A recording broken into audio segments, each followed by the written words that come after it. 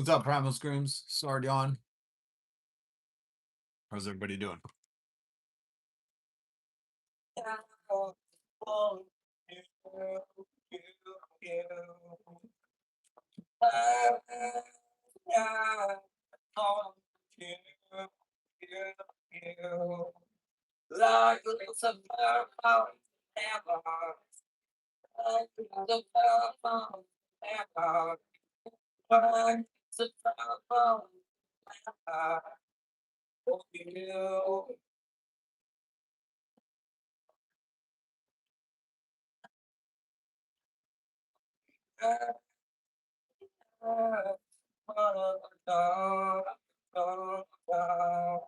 What's up, Stollis?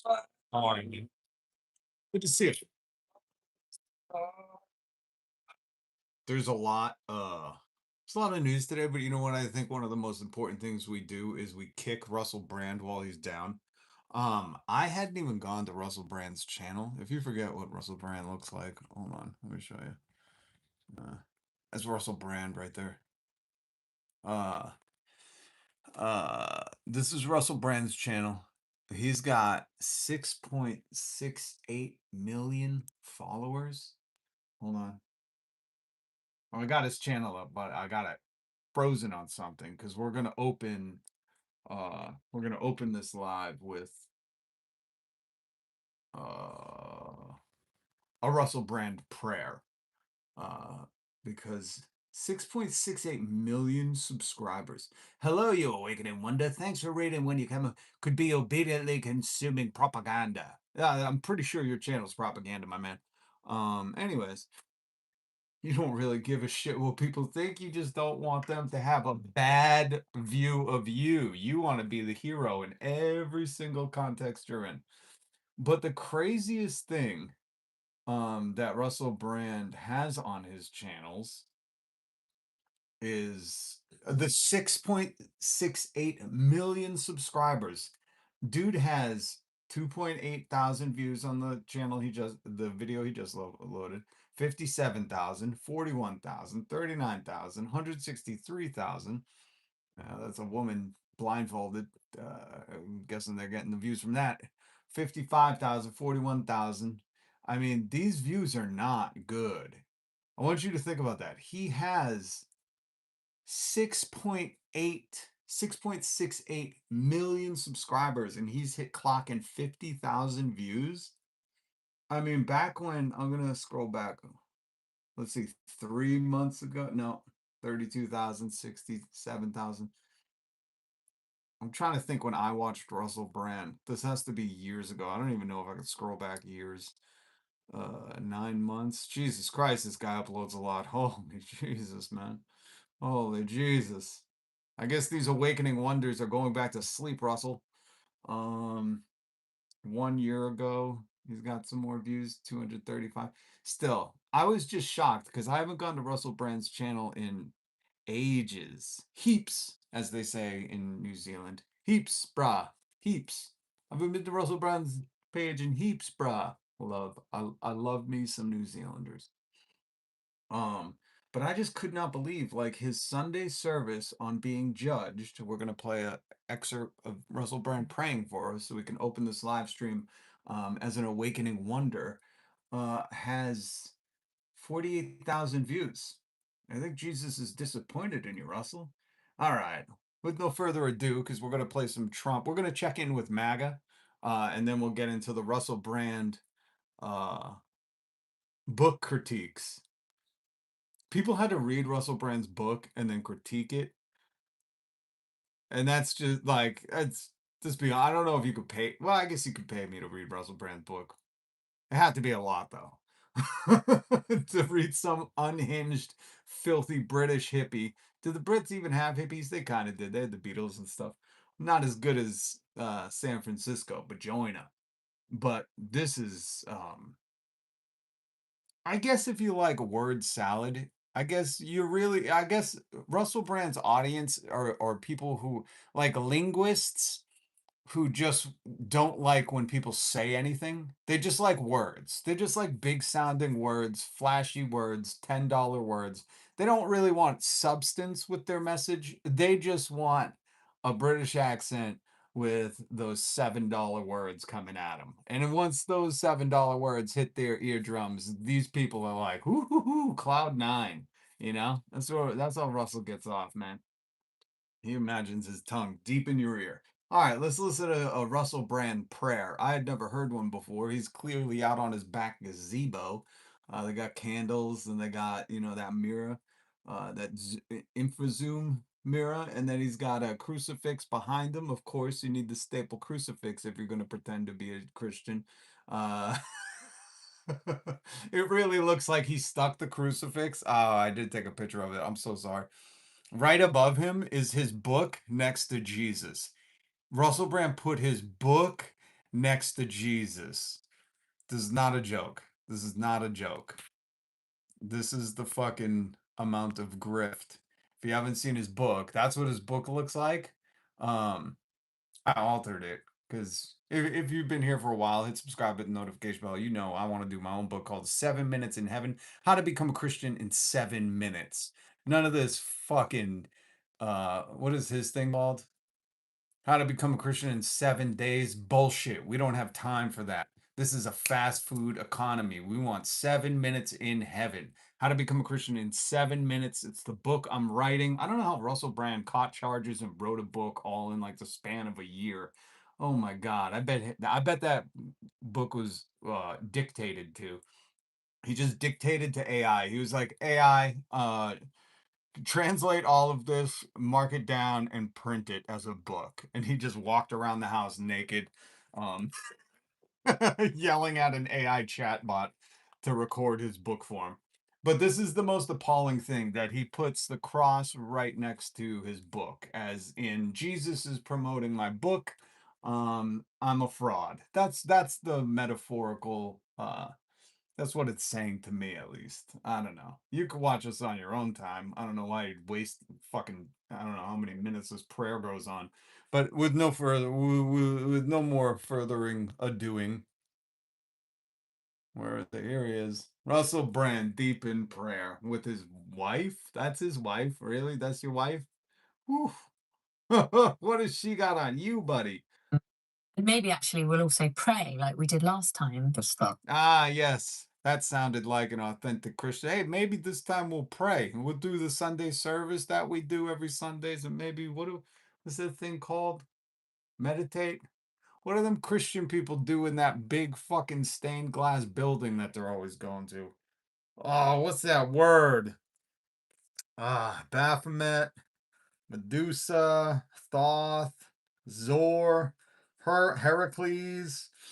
What do they do in that thing? Oh my goodness. Sorry, sorry, sorry. We can't think of Muslims or the Jews or gays or Trump supporters or Kamala Harris supporters or whatever. They were doing it about you for 72 hours and they'll still be doing it now after it's not about you. I'm sorry I rewound that long. We had to hear that pathetic fucking chode of a man. Oh my God. Let your wife speak again. What was your you found something in Samuel, you said. What was that? I did because and maybe actually we'll also pray like we did last time. I love that. He's like, you found something in Samuel, didn't you? And she's like, hey, why don't we do some prayer? I don't think I'm ready to quote any of the Bible. I saw your appearance on Pierce Brosnan, Pierce Pierce Morgan's. What's it called? I don't know what he's called. I don't know. I'm gonna play that audio for you too if you missed it. I never got to, so while Russell Brand's down, we gotta kick him pretty hard. He deserves it. But yeah, this is beautiful. His woman's like, I don't think I'm gonna quote the Bible right now. Why don't we go deep into prayer? What's that? I did because and maybe actually we'll also pray. These are devoted Christians if I've ever seen. They took the time to set up a camera, set up the candles, set up the Bible, set up the cross, set up his book, and didn't have any time to, look up any quotes from any passages from the Bible. No, no, no. We'll get to that later. And this is how you know, because this is meticulously designed set. You know, this fucking set is meticulously designed. Everything's in shot. The anal beads are on the table. Oh, you can't see them. I should have done more shots of this. I'm assuming those are anal beads. Maybe it's a rosary. I don't know. It looks like a very short rosary. Uh, these people are umpteenth degree prepared. Russell didn't even forget his book that is right next to the crucifix that is right next to his book that Jesus is promoting. Clearly, Jesus wants you to buy his book. But they didn't have time to look up that what was that verse that you really loved? What was that? Could you just rattle off that verse? And she's like, no, why don't we just pray? Or Kamala Harris or whatever, they were doing it about you for 72 hours, and they'll still be doing it now after it's not about you. Now, what was your you found something in Samuel, you said. What was that? I did because and maybe actually we'll also pray like we did. I did find something. Wish you had discussed this with me before we hit record. But why don't we pray? All right, enough of enough. I'll let him get to the prayer. I just absolutely, this is so delicious that she couldn't even have just memorized something out of the fucking Bible and just been like, yeah, you know what? I was reading this that I just read off camera real quick and memorized to rattle off and pretend like I'm some devoted Christian now, because we got to promote your book because these court fees are going to be hefty. And they're not going to pay for themselves, That's why now I guess Russell Brand is running for mayor because he would like to fund this trial with your tax money for the people of the UK. All right, let's hear Russell pray. Are you ready for this? Are you ready for this? Last time. Let's start with a prayer. Let's start with a prayer. Yeah, let's start with the prayer. We'll hopefully forget about, get to that other stuff later. Be with us, Lord. Oh, that was the deepest sigh. Have you ever heard a prayer start with that kind of sigh? Holy shit. That sigh sounded like, oh Lord, I'm about to unload. I hope you have some time, and I'm about to wrestle with your heart like King David did. You know, he sounds like he's going to be a man after God's heart, like King David was. That's what that sigh sounded like. That was a good biblical reference for you motherfuckers. Did last time. Let's start with a prayer. Let's start with a prayer. Dude. He might need therapy, not a prayer. Holy shit. Let's start with the prayer. Oh, God. Dude, this is I'm so sorry. I really just wanted to let the prayer play and just enjoy the nice British prayer we're about to ordain our pineal glands with. But I just can't let some of this stuff go. My deepest and sincerest apologies. I just can't let it go. Listen, Maybe actually we'll also pray like we did last time. are you've been a Christian for a while now, and maybe you'll start to pray? I don't who's falling for this shit? Who are you? Show yourself. Show yourself.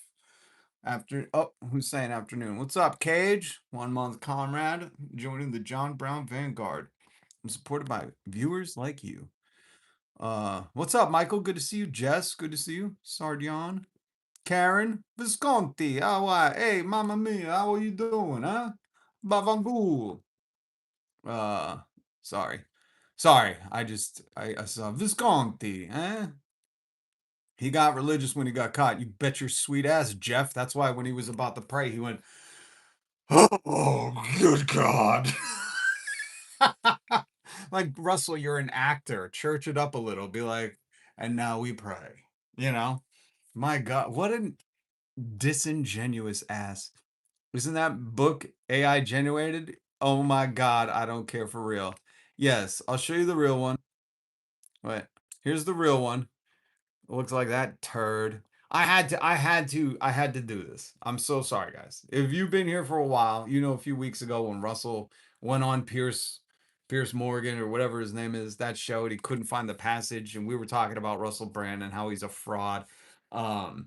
And how he just grifts using big $7 words. So people are like, wow, I feel a lot smarter after that. Even though they're not looking up any of the words, all their fucking pineal glands are calcified. Uh, I was like, you know what I got to do? I got to beat Russell Brand at his own game and release a book called 7 Minutes in Heaven. Remember Spin the Bottle when you were little? It's a play on that word. Play on that. It's a double entendre. That's what it is. Because remember, 7 minutes in heaven, you spin the bottle, you go in the closet with somebody, 7 minutes in heaven. Maybe I'm just showing my age. That we didn't have the internet. We didn't have Tinder, okay? Whatever, guys. Um, and I thought that would be funnier if I could release, I'm gonna dictate a book to AI called 7 Minutes in Heaven: How to Become a Christian in 7 Minutes. That's what I'm gonna do. I'm gonna outdo Russell Brand at his own grift. I see.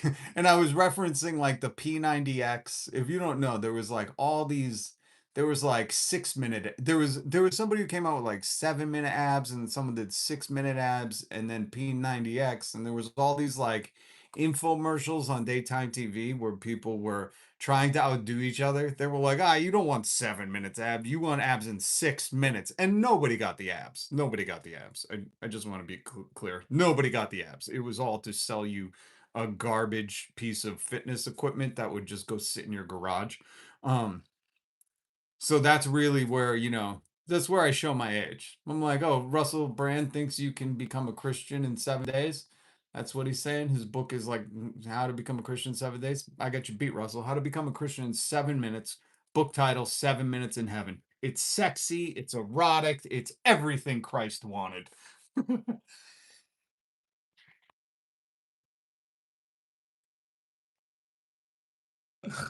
I mean, if Russell's gonna make a mockery of Christianity, at least someone who believes in Jesus can too, you know? I think Jesus appreciates what I'm doing right now. And Jesus, if you're watching, hit subscribe. Okay. Let's listen to Russell's deep sigh before he gets into this psychotic prayer. Let's start with a prayer. Let's start with a prayer. That's like Be with us, Lord. What I mean by that is be with us. I'm sorry. I'm sorry. I want to let this play, but he's like, be with us, Lord. And let me explain for those dummies who haven't read my book, 7 Days in Christendom, yet. What I mean by be with us, Lord, is this is the most fucking talking down to you virtue signaling bullshit I've ever witnessed in my life. We have stuff to get to, don't worry. I just can't let him get away with this, okay?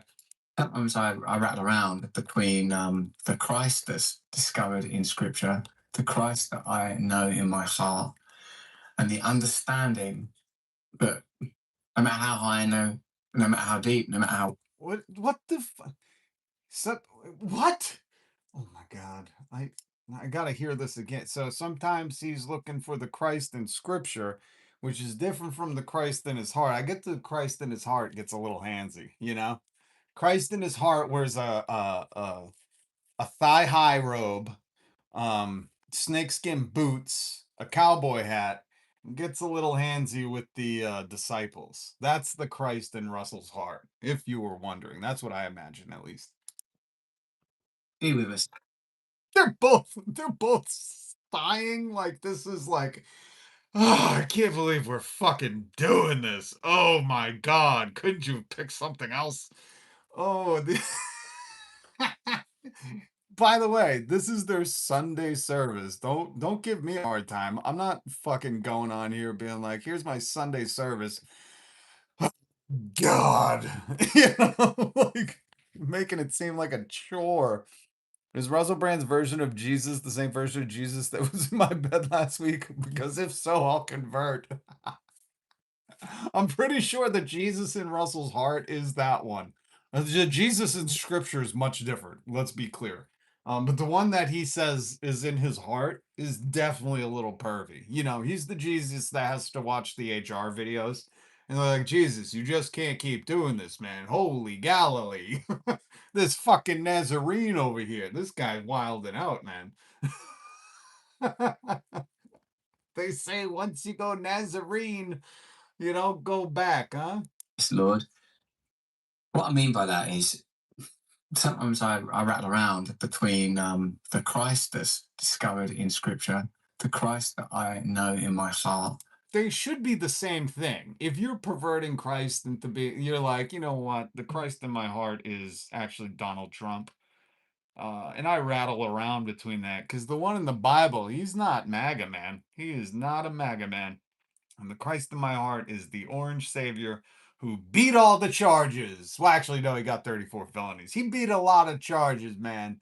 And I just look to him to keep me safe. I'm sorry. This is Russell's prayer. I want to be in a prayer circle with you, Russell. Just keep your hands off me, okay?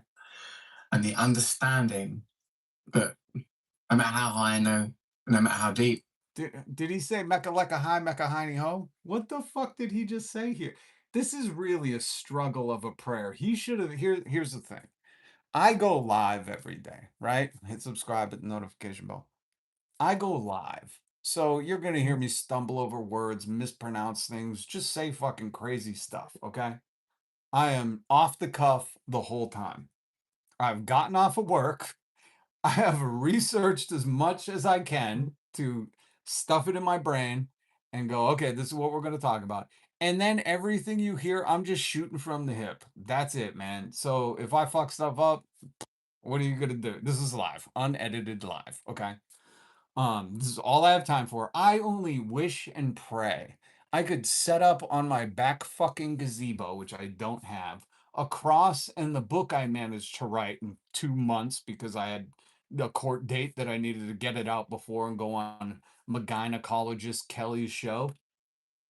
And this dude can't do a second fucking take, or he can't practice a prayer to make it seem like he's prayed before. Is anybody else getting this vibe? This is very much a like this might be my first time. Take it easy on me, folks. And he's been a Christian for more than 7 days. I know that because his book told me so. sometimes I rattle around between the Christ that's discovered in Scripture, the Christ that I know in my heart, and the understanding that no matter how high, no matter how deep, no matter how wide you go, Christ is there with you. There's that song. I think that was a song. I think he was quoting a song. Ain't no mountain high enough. Ain't no no to keep me away from you, Christ. I think he was just quote. I think he got fucking. Think he got an earworm. It's a weird prayer. Continue. It says that. And I've been thinking this week about a deep time Christ, the Christ that's there before the creation of the earth, Yes, the Christ that can. you know him as Deep Time Christ, the Christ that was before the creation.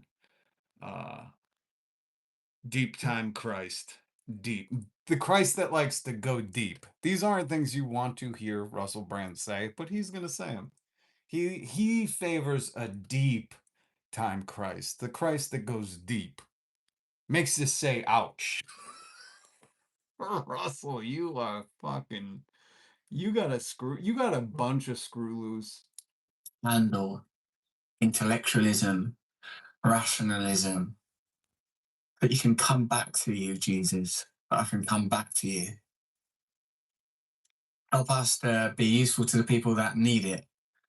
Like the oppressed, like the oppressed, who Jesus defend. Anyways, So that people feel that participating in a spiritual life is a real option now, now that the world increasingly shows itself. this world increasingly shows itself once you start to stack up charges.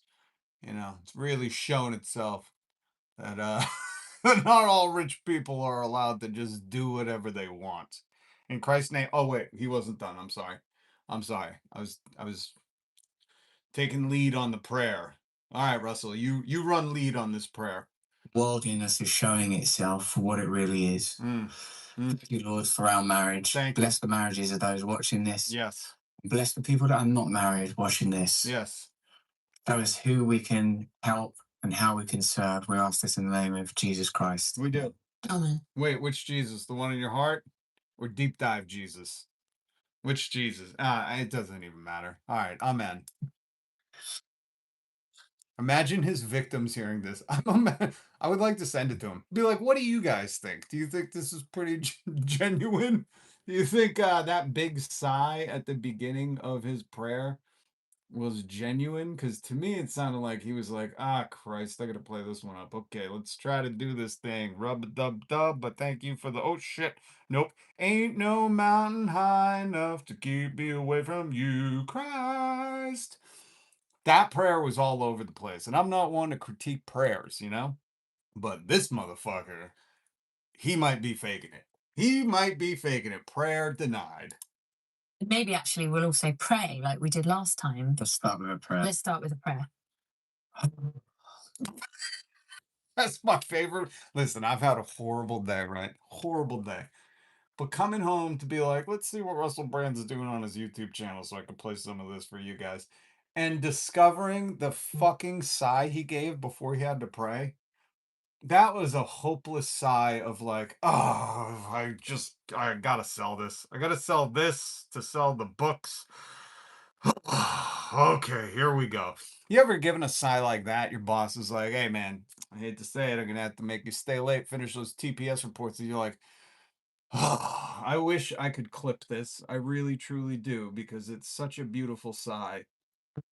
Maybe actually we'll also pray like we did last time. Yeah, what a thing for a Sunday service already 4 minutes into the video.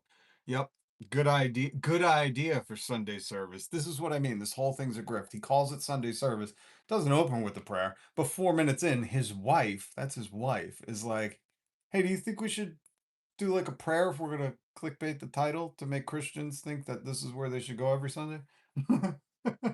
Let's start with a prayer. Are you ready for he's like, let's okay. Yeah, I guess you can't quote the Bible, so I gotta pray. Oh, so there is gonna be domestic violence later in this household, I'm telling you right now.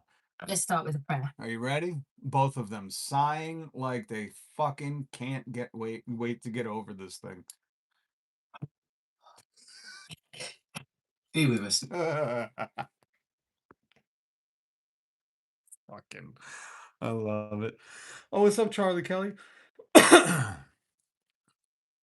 Jess, quoting one of my favorite biblical verses, Matthew 8:18:6.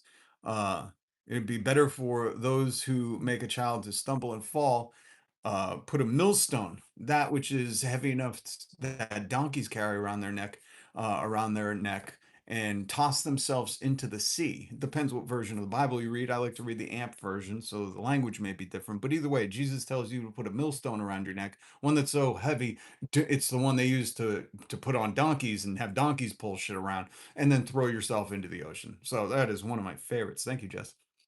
Um, Charlie Kelly's here. Lemonie's here. What's up, radicals?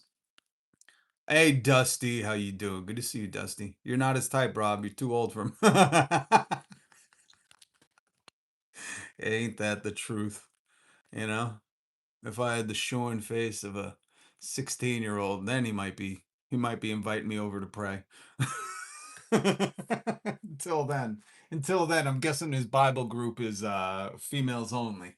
Anyways, that was Russell Brand praying. I'm not gonna bore you with the rest of this. Is really like an exhausting video. Russell Brand's gotten so exhausting. I guess he was like fresh and fit back in 2008, when his first movie came out, but my God.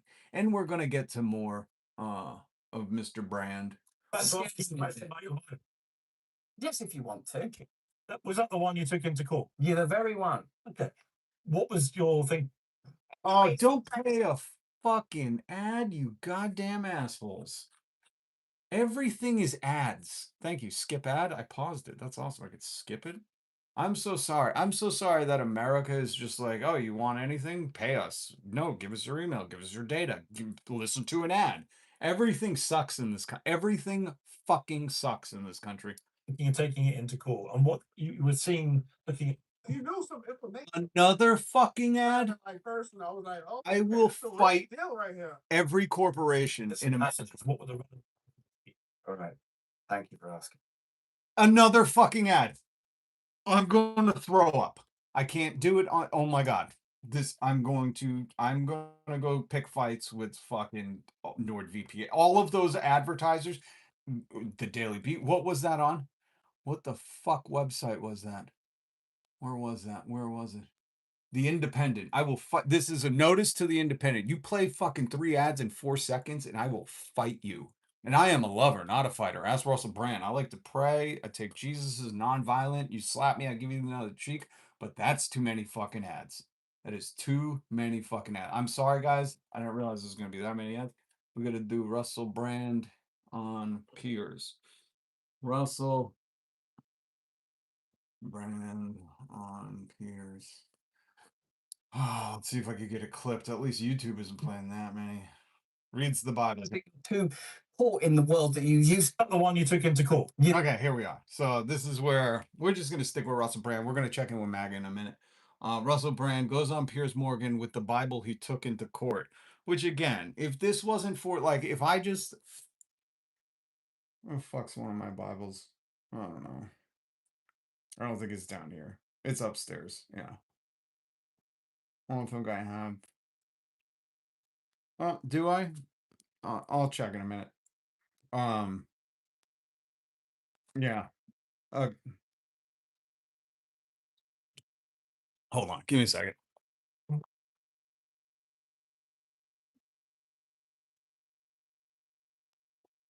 not that one.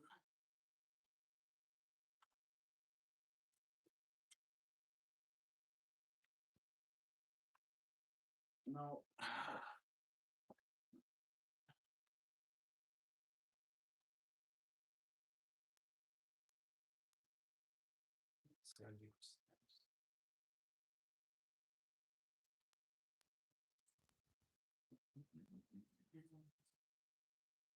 Oh, there it is. Okay. Holy shit, though. Okay. I'm not doing this to virtue signal because I thought this was upstairs. I switched it from Opera to it after Opera was bought by Russia. What's up, R units? Sorry, except for to the guy who told me in the comments stop burping. Okay, so listen, I'm only doing this because I want to point out what a fraud Russell Brand is. This is the only reason I'm doing this because I'm not here to virtue signal. I'm not here to tell you that this is one of the first Bibles that was given to me by a good friend who helped, you know, put me on to that Galilean, that Nazarene. It's called the Living Bible. It's a really cool Bible. I love this fucking Bible. And as you could tell, there's shit in it. I still have my highlighter. Is there a pen? No. There's all my notes. There's a ton of stuff in this. Hold on, I gotta hold it the right way so everything doesn't fall out. Okay.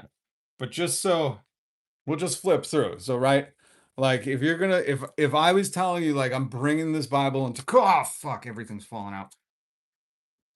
Yeah, okay. So if I was telling you like, listen, I brought this Bible in the church because, you know, there's certain verses that mean something to me because they do.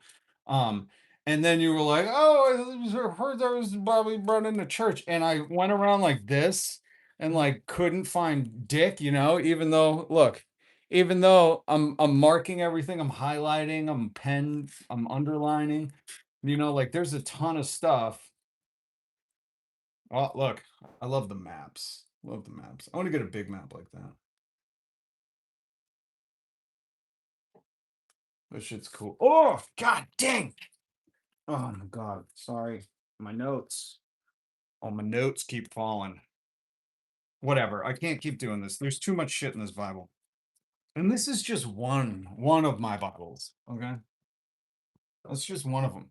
So I point that out because Piers Morgan about Russell Brand. Is that your very important Bible that you brought to court? And this goes on for like a minute and a half where Russell's just perusing through pages, being like, I don't know. That important verse I needed in the court of law is here somewhere, and then can't do it. Let me start again from where Pierce asks the question. Sounds like losers. Thank you. I don't know what you were seeing, looking at some passages. What were the relevant passages for you? All right. Thank you for asking me. Thank you. I don't know. Okay, so at 21 seconds, He thanks him for asking him about his favorite Bible passages that he brought to court with him because he has heinous charges against this man. Russell Brand has heinous charges against him. Okay, charges that Jesus don't want you in his little clique, man. Especially with them sunglasses and that fucking sport coat. A little bit. It was Piers from Isaiah. Oh, Isaiah. You're right. Where did say, you know, big What shit. is it? Isaiah 40? Is it 40:11? Those who fly with God soar like eagles' wings. Is that Isaiah 40:11? I don't remember. I know it's Isaiah 40. Let's see, Russell. Can I beat you to it?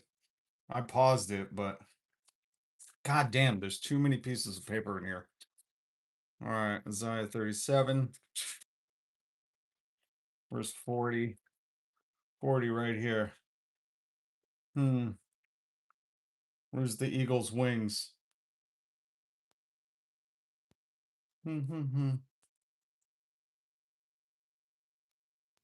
They shall mount up with wings like eagles. They shall run and not be weary. They shall walk and not faint.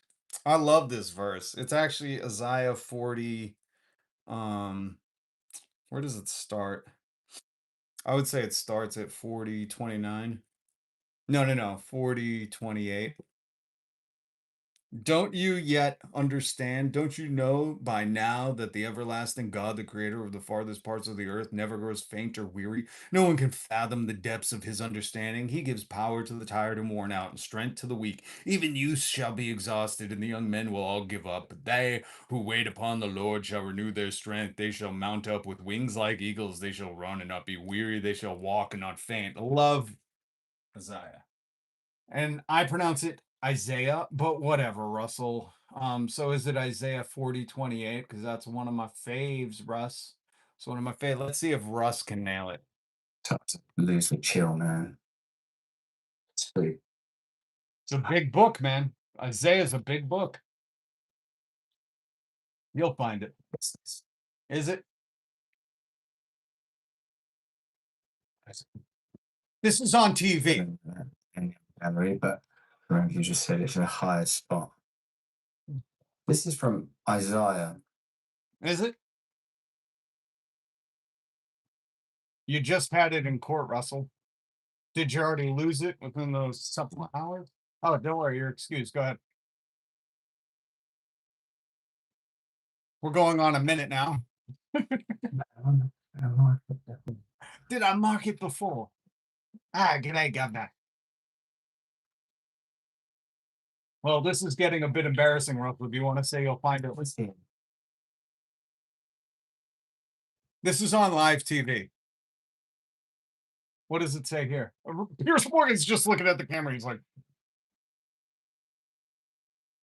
The verse that I was looking at that day was not this. I can't actually find the verse that I had that day. But this is good enough. Oh, is it? Okay. This is from Isaiah 12. Oh.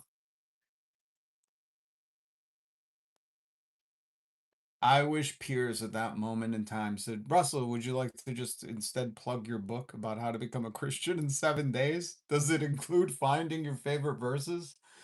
Holy shit. So yeah. If you don't know why we're kicking Russell Brand while he's down, it's because of shit like that. Because you should know better. And if you don't, I'm here. I'm here. Okay. But we gotta check in with MAGA. We gotta check in with the president. Oh, we got a lot of checking in to do. And then we'll get back to him. And then I get some information for you. Oh, by the way, this is crazy. Oh, Raygun's here? What's up, Raygun? Isaiah 19th? I think it was Isaiah 19th. Hold on, let's check in with MAGA real quick. How are we doing, MAGA? Mayor charged of voyeurism after allegedly sniffing teen girl. Oh, interesting. Who is that? Village of Butler Mayor Wesley Dingus. Oh, MAGA Mayor of Ohio, Mayor Dingus, if you would. He was caught on camera sniffing, You could just read it. You could just read it. I was forced to read this story earlier. So we're checking in with MAGA right now. Okay. Okay. Okay. Mayor Dingus. Let's keep checking in. Show you some tweets. You can read that one. Where is... Oh, this is it. Okay. You know, I've been saying like things are gonna get much worse, and they are. QE Infinity. We're 2 weeks from oil shortages and demand rationing, according to Bloomberg. Not months, weeks. Anyone that thinks this oil shortage isn't a serious immediate crisis is delusional. The world is heading toward what could become history, with oil shortages potentially forcing... Why is it all cut out? Forcing whatever. According to a leading expert in the oil and gas, I'm guessing, industry. We're not talking months or quarters, in the next weeks, to rationalize demand by more than during... Whatever. You get it. And I've been saying this, man.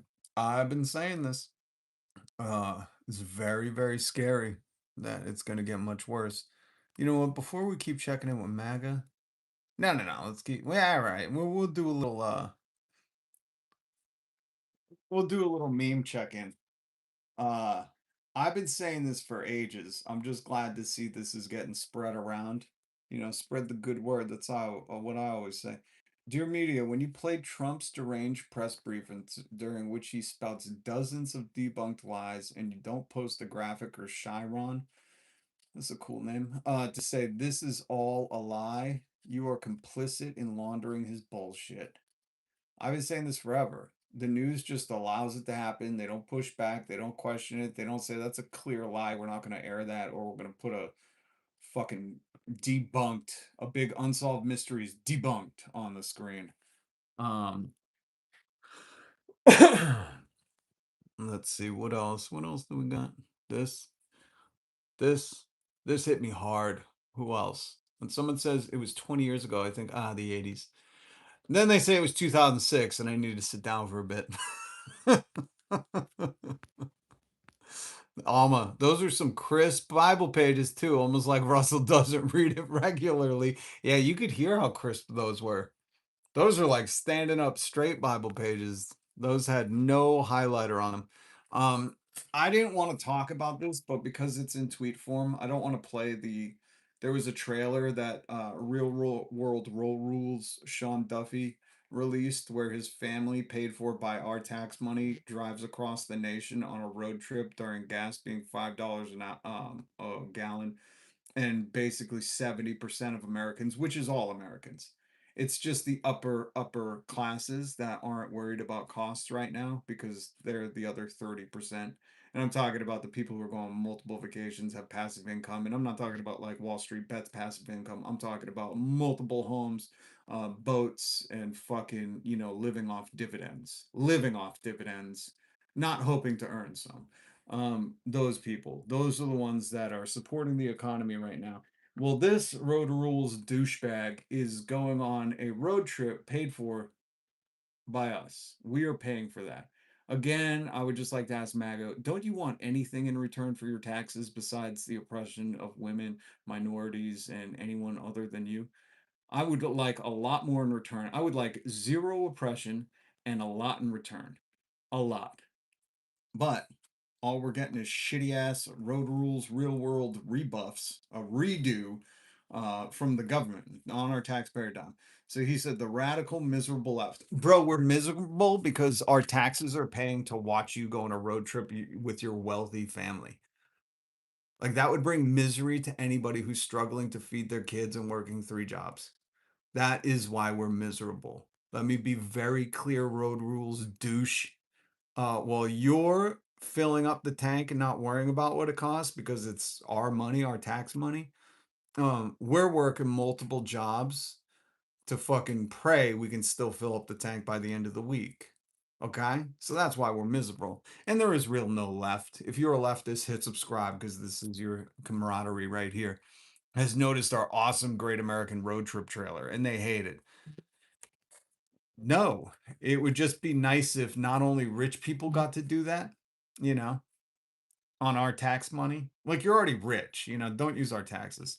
They're upset because they don't want you to celebrate America. We would guarantee vacation time, paid federal vacation time, guarantee paid sick time, guarantee health care, guarantee housing, food, water, nationalize the utilities, all of them. And I would fucking love to go to the Pacific Northwest. I've never been there. We do want to celebrate America. I want to celebrate the ancient redwoods that I'm guessing a brontosaurus must have ate off of at one point. I know the brontosaurus turned out to be a myth. It's the brachiosaurus, but I did that for the old school. I would love to see those ancient redwoods. And this is what I mean. Like, this is just them coping with people being like, bro, no, what are you, fucking high? You should have waited to release the trailer till gas was not $5 a gallon. Like, think about how tone deaf these people are. They're like, let's release our Great American Road Trip trailer as gas prices have gone up 50%. 50% right before summer. Hey, you ready to take that road trip that's going to cost you more than it would to fly a family of 18? You ready for that? Because your wages have been stagnant. And what was the other fucking thing that I seen? Hold on. A real time. Hold on. Let me get one of my. Did I take a picture of my chart? I didn't take a picture of it. Oh, no, I did.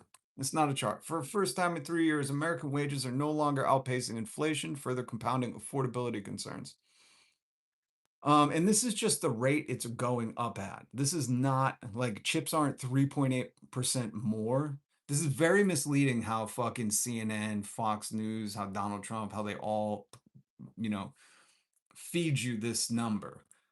This is how fast it's going up. This is not the fucking percentage of inflation. Chips have maybe doubled. Gas, I was just reading, is gone up 50% in a month and a half. 50%. Every grocery price has gone up. McDonald's has like 100%ed their costs over the past 5 years. So this is just the rate it's going up at. This is not fucking the rate of inflation. Drives me nuts. So anyways, well, our money is worth less. Your dollar is worth whatever, however many dollars you're earning per hour, it's worth much less. But then it hasn't also grown to outpace any kind of inflation. And then with all the extra costs coming in, greedflation, dynamic pricing, it's just shrinking. So that's how that works. So if you're wondering why 70% of America, all working Americans, are struggling right now, it's because of this bullshit. And then you got, hold on, where's douchebagalo? And then you got this fucking tight tard saying stuff like they're upset because they don't want you to celebrate America. Bro, this is what leftists, this is the thing. The leftists aren't miserable because you went on a road trip. We're miserable because you're the only one going on a road trip paid for by us. And instead of that money going back into our communities to provide healthcare, housing, food, fucking all of the essentials, Wi-Fi, electric, heat, AC, instead of it going back to us, because again, it was our money that you took and spent driving your family around, probably getting fucking ice cream everywhere. That makes us miserable because we go, that's inaccessible to 70% of Americans, and it's only going to get worse. But the left is revolutionary optimistic because we say once we eradicate this waste and fraud of a human being and we can use that tax money back into our communities for the purpose we were paying it for, then even MAGA will be happy. Right now they got to pretend to be happy. Sarah has a good response. I think American taxpayers are upset because you took a 7-month family reality show road trip subsidized, that means paid for by the American taxpayer and paid for by corporations you regulate, while not doing your actual job, airlines and stuff, which incidentally is also paid for by taxpayers who are paying an enormous amount for gas because of a war your boss launched and can't get out of. Well said, Sarah Longwell. Appreciate you. And that's what it is, you know? I would love for everybody. I think, listen, I forget who I was talking to about this. Maybe it was here. I said, I think we should have a fucking program where once you graduate high school, you take 2 years off. 2 years off. You don't go to college yet. You go to college after for free, paid for by billionaires. Take 2 years off and you pick a foreign country you want to go to. I don't give a shit which one, but you go and live abroad for a little bit.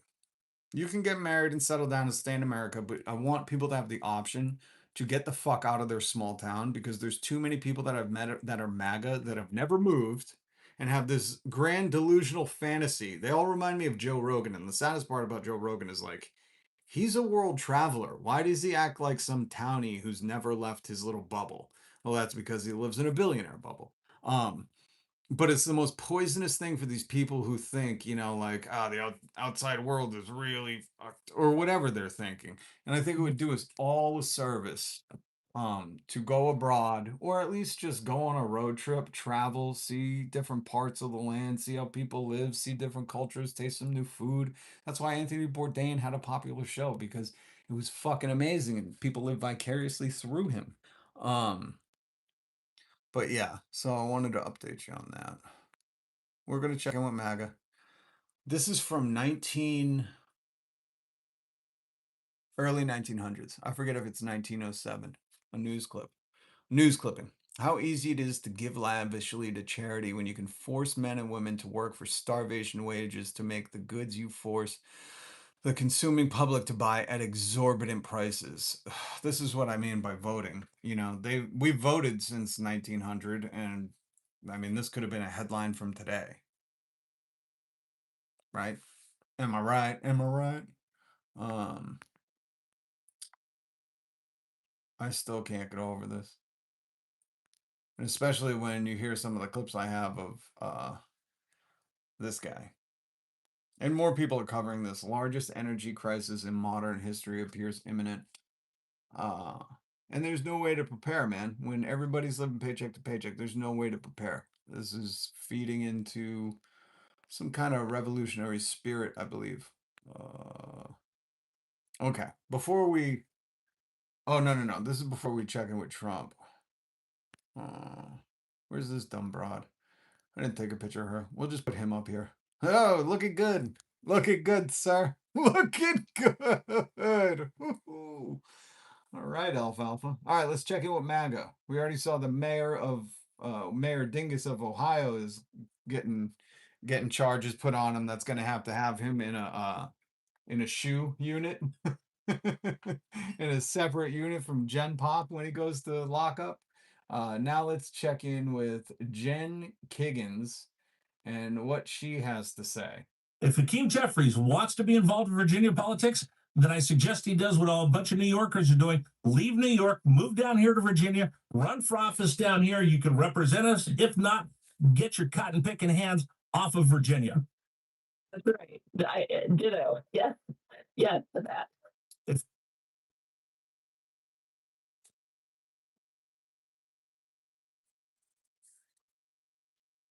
To all the MAGA that says racism is gone, that wanted you to respect Charlie Kirk, all the MAGA. It's like the Civil Rights Act, what's going on in the South right now with the redistricting, segregated. That's what I was thinking about today. I was looking at this album cover that Common did. I don't know if you know Common. But he has this album cover. Common, I forget what the album is called. And the album cover has this black lady with her daughter drinking from a colored only fountain. And what was really weird to me was I mean, I know the history of it. But what stood out today when I saw that album, that had never really hit me like this before, was there were just fucking water fountains on the streets. Have you ever seen a water fountain on the street? Have you ever just walked down Main Street and been like, hold on, I'm thirsty. Let me get some water. That doesn't exist. Free water doesn't exist anymore. And I thought, I know why. It's not because they wanted to bottle it and sell it to you. That was like a benefit. That was like a fucking side quest benefit. I know why. And I don't even have to look this shit up. I know in the heart of my hearts that as soon as segregation was being ended by law, like it was, it was being outlawed to be segregated, instead of having one fountain, they just got rid of water fountains on main streets. And I'm not even going to look it up. I just know I've been here long enough. I know that's how America rolls. They're like, oh, really? We're going to have one water fountain? We'll just have no water fountains. And I know that because if you read any books about like the pool segregation and how drastic these people were pouring bleach into the pool to fucking destroy it so nobody could swim. They were like, if you're going to make us desegregate, we'll just destroy the whole pool. And that was the attitude of white people at the time. Not all of them, but a lot of them. Jerry Jones is one of them. He's in the photos of the background in those racial pictures from the 60s. And that fucking, that's such a devastating thing when you consider. Like America was so racist when they were like, "Oh, we can't have separate but equal water fountains." Then everyone can, like thirsty kids, thirsty dogs, thirsty old people, they'll all suffer. Nobody gets water. And I know that's what I don't have to fucking look it up. And I refuse to. I'm gonna Ben Shapiro this one. I'm just going to go with my feelings over facts. I'm going to start from a premise and make it true. But I just know. And I'm sure somebody probably knows the truth of, yeah, of course. But I was looking at that Common album cover. And I was like, that's so weird. I've been in this fucking country for a long time. And I've never walked on a public fucking ground and just seen water fountains on the sidewalk. That don't exist. It doesn't.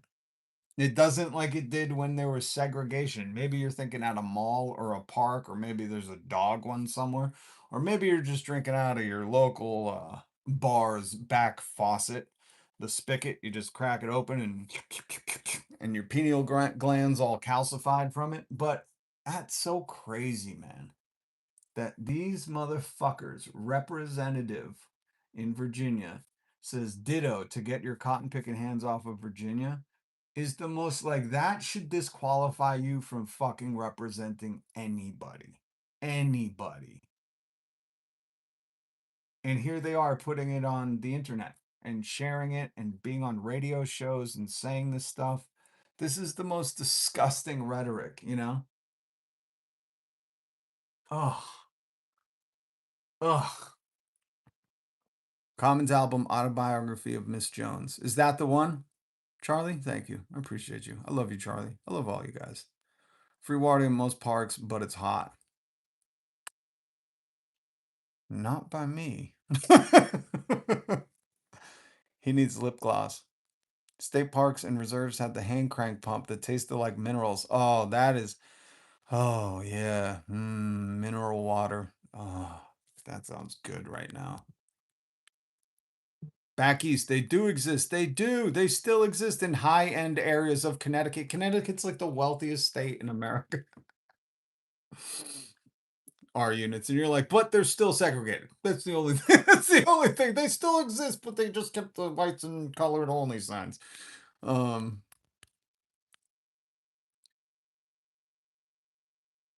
In 2012, I charged $175 for a big scoop of ice cream. Today, I charge $350, and every increase has come directly because of Trump's actions in the economy.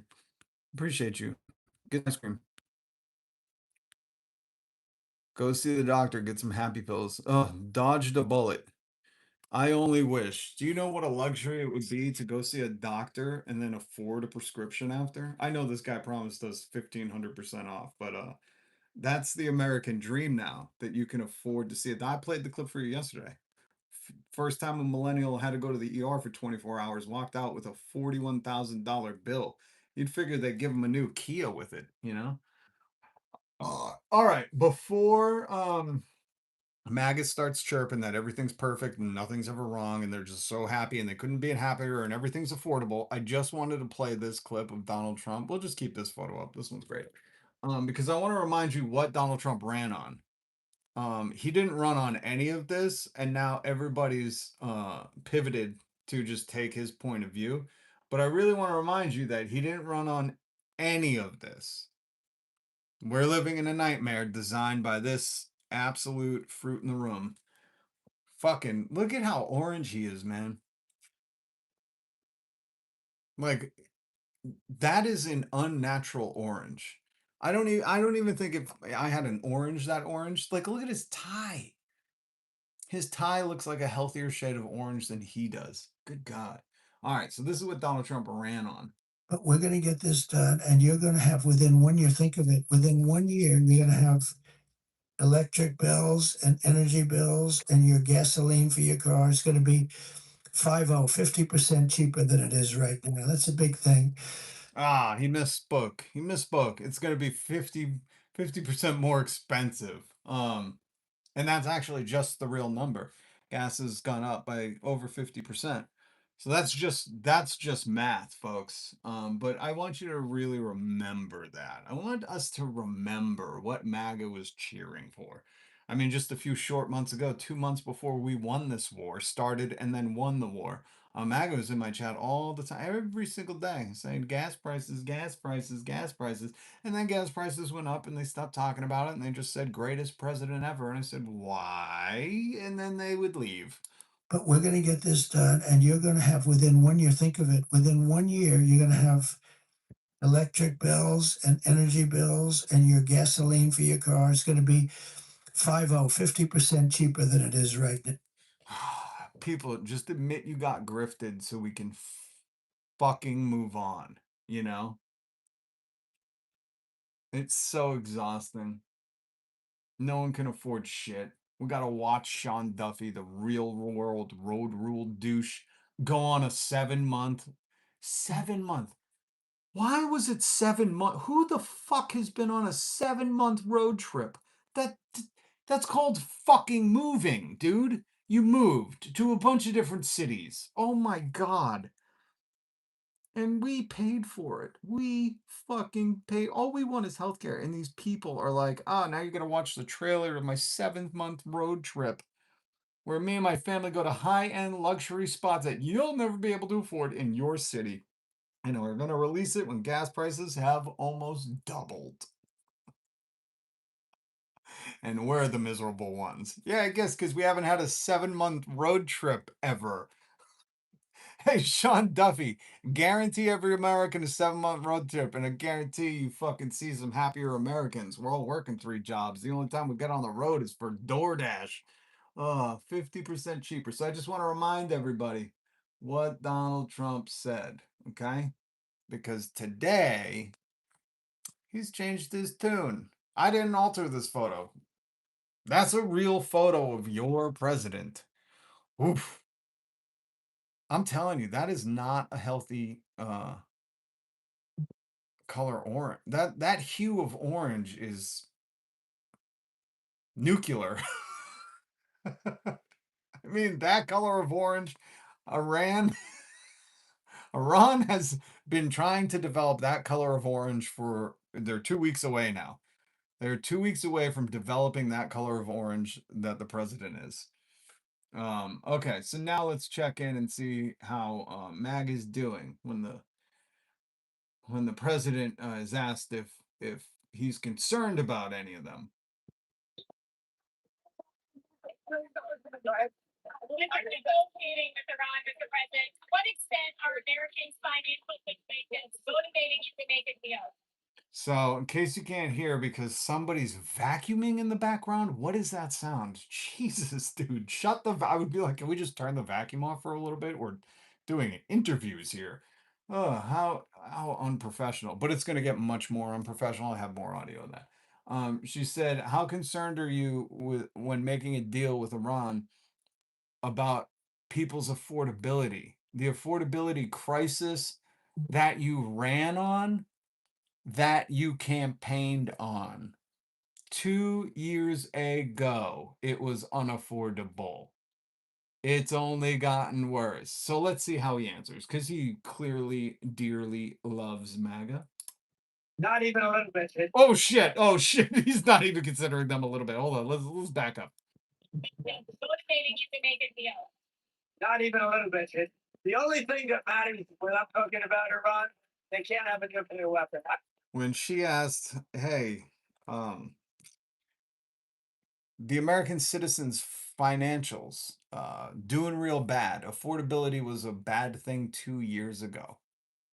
Do you consider that when trying to art of the deal with Iran to ease up on these high gas costs, high greedflation costs, high tariff costs? Do you consider any of that?" And he goes, "Not even a little bit. Nope, nope. Did I've never heard him spit out an answer so fucking quick. Listen to this. What extent are Americans' financial situations motivating you to make a deal? Not even a little bit. What extent are Americans' financial situations motivating you to make a deal? Not even a little bit. He says, "Yeah, I don't give a fuck about those poor people. I'm the king, you dumb bitch." And that's just presidential language. Do not, here's the other thing. I just want to be clear to all the MAGA. If you get mad at the language I use, you can't, because I'm about to play some more of your president calling everybody dumb and stupid. So I learned it from him. I'm sorry if I call you dumb and stupid. It's not even me calling you dumb and stupid. That's really the most pathetic part, you know? I'm just mimicking the sentiments of your president. I love the poorly educated. Woo! Smart people don't like me. Smart people don't like him, and you love this man so much so that he campaigned on 50% off gas, and he made gas go up 50%, and you haven't wavered. Spineless cowards. Bring inflation down is now at its highest level in 3 years. Are your policies not working? What's happening? We're working incredibly. His policies are working incredibly. Back off, you dumb bitch. Come on, get her, get her. When you don't have an answer, this is what MAGA tells me in the comments, and I usually tell them, "Quiet, piggy." I loved it. Some fat, dumb bitch on the comments was like, "All it shows when you call people names is that you have no argument and you have to resort to that." And I was like, "Do you not understand what I'm doing? Do you not understand sarcasm, satire, entertainment? Do you not know what I'm doing here? I'm mimicking this asshole as an entertainment piece to show you how fucking dumb you are. That this is what he does. And the funnier part is you hold some live streamer to like a higher degree than, I don't know, the fucking president. So the president does it, and I get people in the comments being like, "Who hasn't done this once or twice? He's a very stressed out man." And I'm like, once or twice? He started his campaign with the fucking leaked take where he's like, if you're a celebrity, you just grab him by the foot. You can just start kissing him. I throw in Tic Tacs and I molest all these people. That's how he started the presidency. And then he made fun of disabled reporters and fucking called Rosie O'Donnell fat cow. And like, it just hasn't he oozes diarrhea from his mouth. So I've taken that in the entertainment sense, and that's why you'll hear me say, "Oh, my kid comes home and says, 'Quiet, piggy,' or 'You're stupid.'" And I go, "Oh, look, he's being presidential." That's a fucking joke, you dummies. When he talks like that, I said, "Get the switch. We will have no more presidents." I know MAGA like can't pick up on humor. That's why they think Tony Hinchcliffe is funny. But really, it still baffles me to this day when I get people coming in the comments being like, "Oh, really? Listen to your language. You call yourself a Christian?" I'm like, "You just fucking erected a golden statue of this absolute fucking twat." There's an Epstein email, and the guy who cut the ribbon is Brock Piers, who's in the Epstein emails, probably good friend of Trump. That's why he's doing the ribbon cutting ceremony. And he told Epstein he had a great time with the girls. But you guys erected a fucking golden. There was like one rule God had. One rule. This is. Man, have you never ever read the Bible? Like I figured at least some of you were faking like you read the Bible, you know? You were like, I've dabbled in the Bible a little bit. I've done a little Bibling before. Where's my fucking... Here it is. Here's my meme. There's a meme for it. where they're carrying around the fucking Ark of the Covenant, and they stop and they build the golden calf and start worshiping it, and God's like, oh, okay, we got to sit down, we got to lay down the law right now. You ain't going to be worshiping no golden calf, and they're literally doing it in MAGAville. Dun, dun, dun, dun, dun, dun, dun, dun, dun, dun, dun, dun, dun, dun, dun, dun, dun. Emailing my best friend. Lives on an island. I should write a fucking Margaritaville.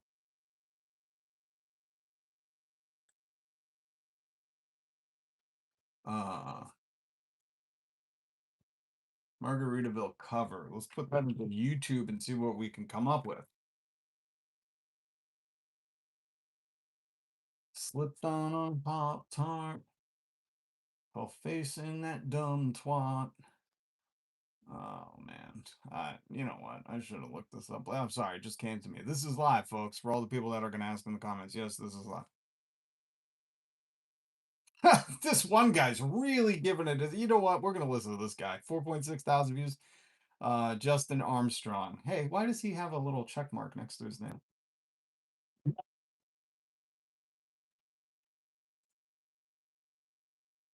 Oh, already don't like it.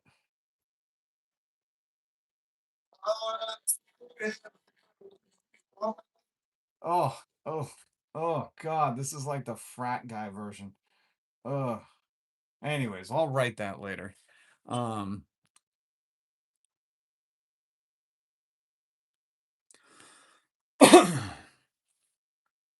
Kneel to your golden pig calf. Yeah, so that's the other thing. I do this stuff and I perform this entertainment for you nubs, you maggot nubs. Sorry to everybody except for the one guy who told me to stop burping. I'm going to continue to. Because this guy knows no bounds, and I really want you to understand the hypocrisy of you coming into my comments, coming on my YouTube channel, telling me to watch my language when I'm repeating what this dumb twat says. I'm calling you stupid because he did first. You just didn't get it. But it's always hilarious to me when they're like, wow, looks like that's the vestige of a man who has no argument. And I'm like, do you say that when Donald Trump's doing this? If you go back to just before the war, for the last 3 months, inflation was at 1.7%. Now, we had a choice.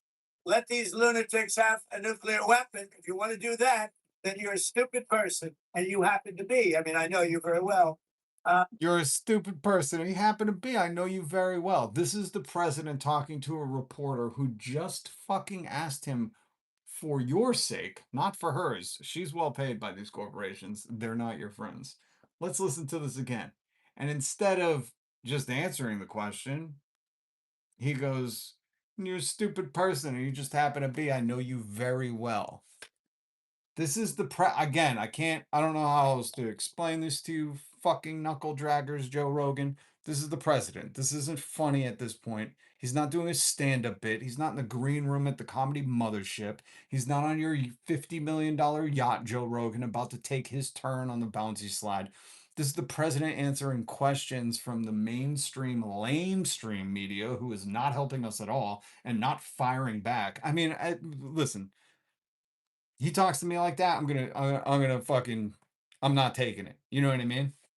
I'm gonna fire back with a little something, you know? And it might be too slick for him. I might go, this is a beautiful shade of fucking Moulin Rouge you got on today, sir. What is that? Is that Rihanna's Fenty? Is that maybe it's Maybelline? Maybe it's my president? What are you wearing today? What kind of foundation? Are you gonna start doing a get ready with me, Mr. President? Huh? I'm stupid, huh? Fucking makeup wearing asshole. President promised to bring inflation down. You promised to bring inflation down. She's talking to the president about your concerns, MAGA.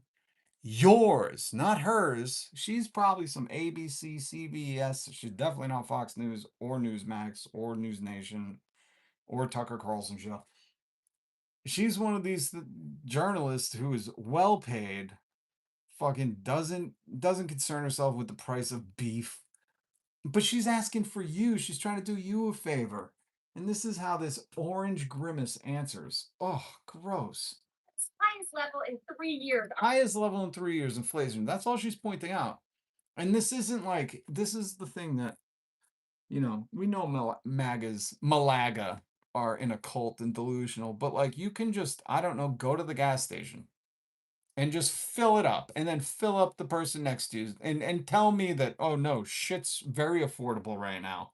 I'm just putting my credit card in and going, everybody, who wants some? Who wants some? Like, dude, everyone's experiencing. I was talking to people today who were fucking skipping meals because of how expensive shit is. How they have to ration their money now. So this isn't like, oh, you dummy fake news, alternative truth. This isn't that. This is like, dude, everybody's like, oh, this is exhausting. We can't keep up. We can't. Our money's worth less. Nobody's getting wages. We're fucking suffering and drowning. And that's all she's saying. That's all she's saying. And people like Russell Brand are like, lamestream media. They are lamestream because they don't stand up to him. But a question like that is decent. That's the one thing where I'm like, that's a decent question to ask. You know, just like when the other reporter was like, do the Americans' financial fucking play into any of this deal with Iran? Do you care anything about, you know, the people that are suffering right now because they're paying so much more for everything? And he's like, not a bit, not even a bit. And that's not even a bit. He just doesn't give a fuck. Bring inflation down. It's now at its highest level in 3 years. Are your policies not working? What's happening? They're working incredibly. If you go back to just before the war, for the last 3 months, inflation was at 1.7%. Now, That's not fucking true. we had a choice. Let these lunatics have a nuclear weapon. If you want to do that, then you're a stupid person, and you happen to be. I mean, I know you very well. Anybody that wants them to have a nuclear weapon is a stupid person. Is that what you heard? I know your hair's all messed up and you're having a tough day because it looks like there's fucking leaves in it or something, but is that like, how does this reporter not retort with, is that what you heard? This is why I critique the media. They critique it because they say, oh, the media's woke. They care about like your expenses and shit. Woke, leftist, liberal tears, you know, like they're like, you don't criticize our president. And I criticize the media because I'm like, how do you fucking let him call you stupid? And not just answer back with, oh, I'm sorry. You have a hearing issue? Is that what did you hear me say? I really want Iran to have a nuclear weapon, and that was my question. Is that what you heard? I'm sorry. Is your dementia kicking in? Did you already forget the question I asked you? Are you too old? Do you need a hearing aid? Are you a little sleepy right now? Did you nod off while I was fucking asking it? How do these people not fire back with that shit? That's why I critique the media. Because if this asshole fucking redirected my question and then made believe he got asked something totally that I didn't say, I would correct him. I would stand firm and be like, "Oh, that's adorable. You didn't hear. I can't tell if you have brain damage or dementia or both. Or is your AD kicking in and you need some Ritalin right now? What is it? I need you to focus, okay, sir? I'm gonna do something Sean Duffy's never done and fucking work at the airport. Come here, focus on me. That's right, big guy. Eyes up, getting a little droopy right here. Get a little droopy. Hey, okay. I said, and then I would repeat the question. Because he's treating these people like dumb bitches. You know, that's why he's calling them stupid, because he doesn't respect anyone. Anyone. Joe Rogan, Russell Brand, I'm talking to you too. He don't respect you. Just try disagreeing with him in person. He'll show you how much he respects you. But again, America, this lady who's not your fucking friend is at least asking a question. She's like playing the part. You remember when I played Russell Brand praying and he was like, and he couldn't play the part of dedicated Christian? She's at least playing the role. She's a good actress. She's like, what do you have to say about inflation? She doesn't mean any of it, because if you actually cared, and this is the other thing I want to point out to you, if you cared about that fucking answer, you wouldn't accept being called stupid. I just want you to consider your own life. Anytime a teacher, any kind of teacher, doesn't have to be in school, anytime somebody was trying to teach you something and you had a question because you needed to understand it, and they just said, I've known you for a long time, you're a pretty stupid person, and then went on, wouldn't you be like, well, that didn't answer anything I said. I need you to actually answer me. I need a real answer out of you because I can't just continue on pretending like I know. This is why I came to you. Just think about your own life. If you'd allow yourself to be called stupid and then accept that as the answer. I'm going to play this again. I'll play this as many times as I have to until everybody gets it. President promised to bring inflation down. It's now at its highest level in 3 years. Are your policies not working? What's happening? They're working incredibly. If you go back to just before the war, for the last 3 months, inflation was at 1.7%. Now, we had a choice. Let these lunatics have a nuclear weapon. If you want to do that, then you're a stupid person, and you happen to be. I mean, I know you very well. This fucking guy, I would have interrupted him. I don't know how. Charlie, am I still frozen? Thank you for. Oh, Dusty, frozen. Oh no, I imploded the stream. God damn. God damn. It's this internet, man. Fixed. Excellent. Thank you. Back. You're back. You're back. Thank you, /builds. You are fine now. You're back. Thank you. Thank you, Charlie, Lemony, Shy Pixie.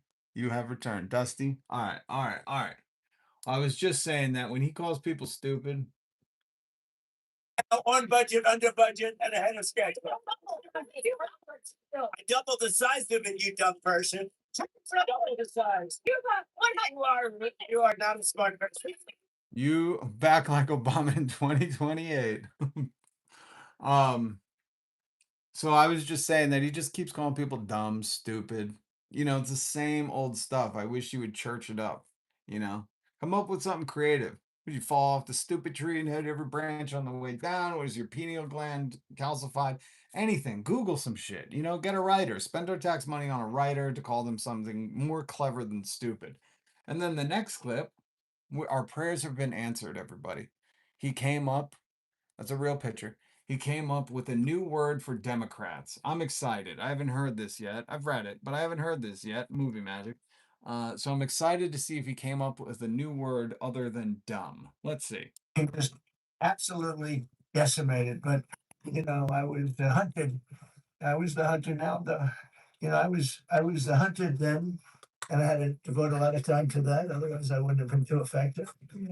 If I was out of office, I wouldn't have been. I was hunted by some very bad people. Now I'm the hunter. It's much better when you're the hunter, but these are bad people, and they'll give you no support at all, no matter how good it is.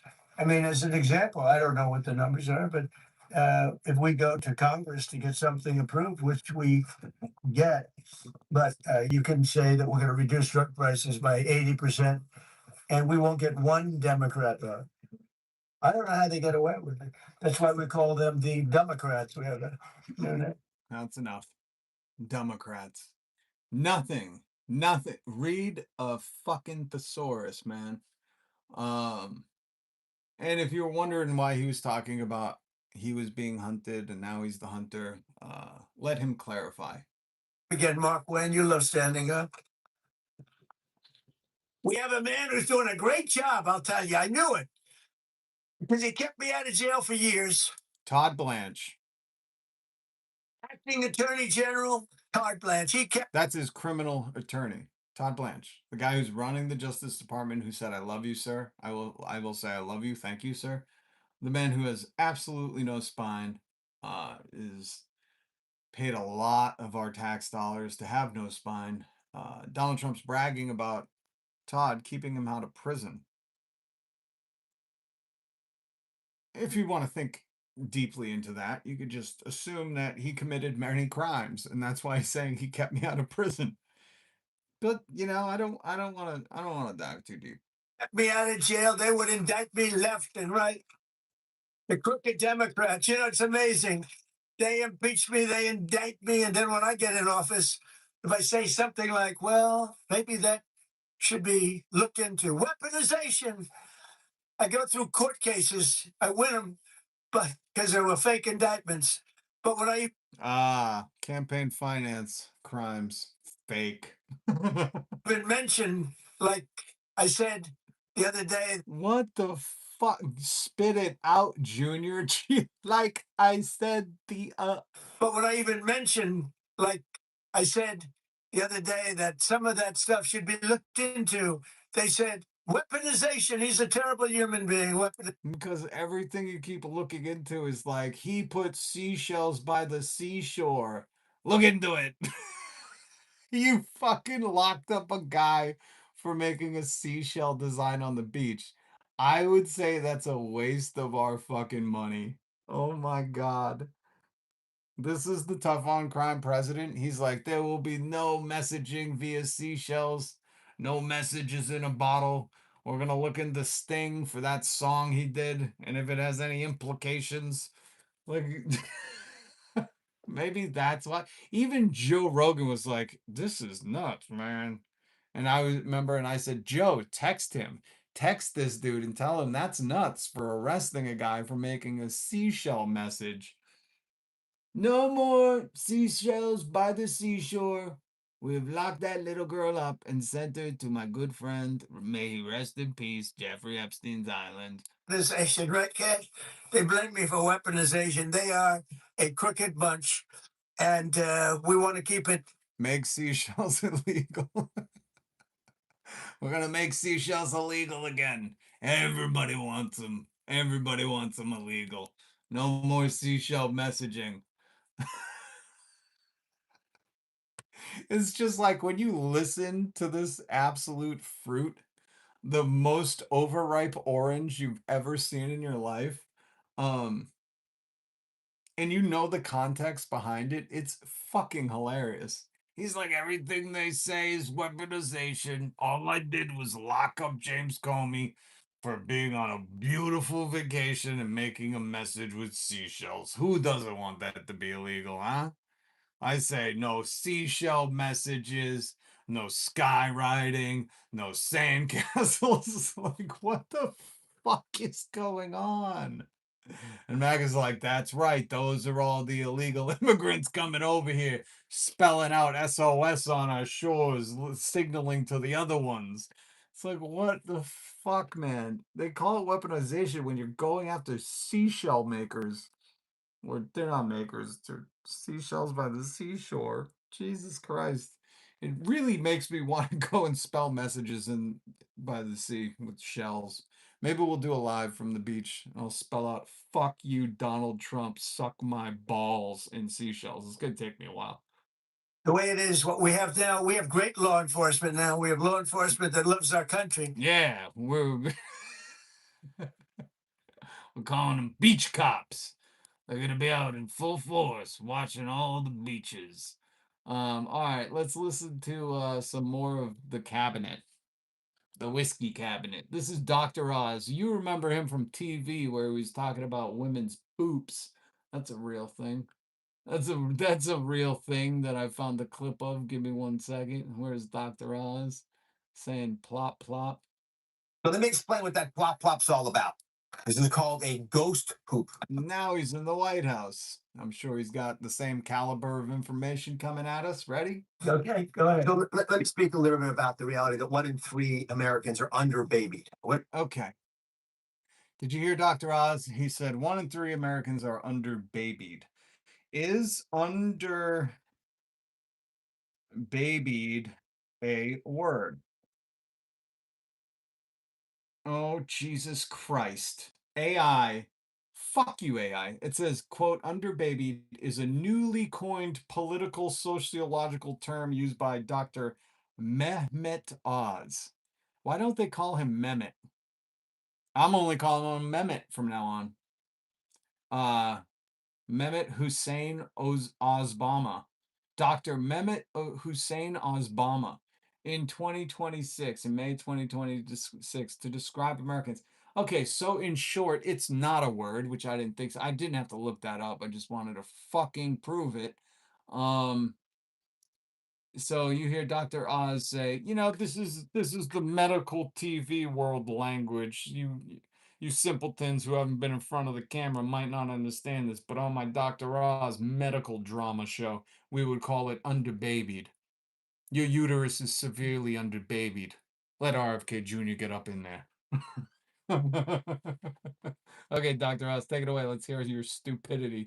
A little bit about the reality that 1 in 3 Americans are underbabied. What does underbabied mean? Nothing, because you just made it up. Nothing? No. We have a room full of, hold on. Let me get the room full of, hold on. Where are they? We got the room full of fucking shoulder padded bloused women all looking at him like, oh yes, Dr. Ross, tell us what underbabied means. This is hilarious. Who the fuck is that dude? Is that my old sales guy? How did he get into the White House?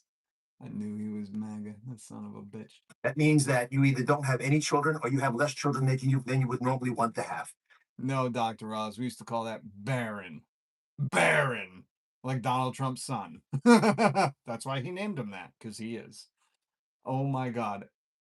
Dr. Oz mansplaining the new word he just coined, underbabied, to 1, 2, 3, 4, 5, 6, 7, and I'll count RFK Jr. 8 broads is fucking, this is peak MAGA right here. Now listen up, sweethearts, all right, all of you. You're all underbabied. We're gonna go down to my friend's island. We're gonna have a buffet. I'm gonna come back with all my kids, and we're gonna get you some overbabied, okay? Let me speak a little bit about the reality that 1 in 3 Americans are underbabied. What does underbabied mean? Nothing. That means that you either don't have any children or you have less children than you would normally want to have. And to Katie's point, we have a crisis that's It is a crisis. Guess what? Where you can't afford to feed the babies, they are undernutrished. I think, hey, that's a new word I just coined. We are undernutritioned, and that means we can't eat. That means people can't afford to live. So the nutritious content of our Abdullah Oblongado is undervalued, Dr. Oz, and that's why we be underbabied. That sounds like a fucking Wu-Tang album. Underbabied. causing a fertility rate to drop below 1.5. Replacement rate is 2.1. Oh, he just fell asleep. Oh shit. He just fell. I just saw him wake up. Hold on. What is that? It's 17 seconds? Drop below 1.5. Oh, he just, whoa. You know that look? He was laying like this. He's going, you know that look? Where like you didn't mean to fall asleep? You know? And you're like, oh, Jesus Christ, I forgot. I'm the bus driver. I can't do that. That was the look. Oh my God. That is a dead man's look. That is like, that is the late night road trip. I'm just gonna make it home. I'm not pulling over to take a break. I'm gonna power through this one more Red Bull, and then the Red Bull like works in opposite. It under energizes you, as in the great Dr. Oz. The Red Bull under energizes you and you fall asleep on the road, and that's the look in his eye. You watch this video. Watch this video. I promise you that man is fully asleep. That was hilarious. I'm glad I caught that. Replacement rate is 2.1. So we're way below what we need just to replace the people that we have in America. Just to replace the people. I thought AI was going to do that, Dr. Oz. We are under AI'd. All right, and now are you ready for RFK Jr. in this room full of women to say this shit? Yo, I'm surprised this dude doesn't have more restraining orders against him. I'm just going to say that before this. The fertility crisis for women began in 2007. For men in 1970, men had twice the sperm count as our teenagers do today. This is an existential crisis for our country. What the fuck? Dude, nobody can afford gas. Food is unaffordable. People are working 3 jobs. 70% of Americans. The other 30% are the upper middle class and the billionaire class, the Epstein class. So all of working America can hardly afford anything. And this guy's like, you know what the crisis is? These teenage boys, their sperm count is so low. And trust him, back in the 70s, he used to have to chew before he swallowed. RFK Jr. used to have to chew. Now it's like he's just slurping it, man. Fertility rights for women began. It used to be like RFK Jr. used to get like a milkshake headache, from trying to take in that much. He is firsthand. He is like a fucking chef when it comes to this comment. He is in there dipping his pinky in. Oh yeah, that's chewable. That's chewable. Okay, go ahead. So remember what they ran on. We're gonna cut your electricity, your gas bills, fuck what you pay at the pump. We're gonna solve affordability. We're in the middle of an even worse affordability crisis, and this is what they're doing from the White House. And I think they're doing it because there's a lot of women there. I think at least one of these ladies is getting off on it. She's like, "Oh, I think Robert F.K. Jr. is talking to me. He's trying to find out if I'm fertile." The fertility rights for women began in 2007. For men in 1970, men had twice the sperm count as our teenagers do today. How do you know this, dude? This is not what you want to be talking about. Maha, maha, maha. That's really what this boils down to, is if our young boys just could get their squigglers up, their squiggler numbers. The old baby batter numbers are really low, man. That's all it is. Once we get on top of that, this war with Iran's over. Everybody can afford egg again. Fertile egg, by the way. Holy shit.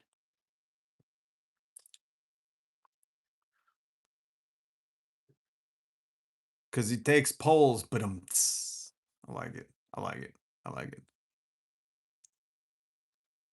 The groceries. I started using the word. Who ever heard of this word? The eggs, the bacon. It's like all the things that you eat. There's no fertility crisis like not having money for egg to feed your babies crisis. Yeah. Or as Dr. Oz would say, there's a undernutritioned crisis of people underfooded. Really what we're seeing here, people, is I call it underfooding. People can't get enough of the food, so they're under the food amount that they should be taking in daily. These people are the absolute stupidest fuckers on earth. Like I have never seen a group so dumb.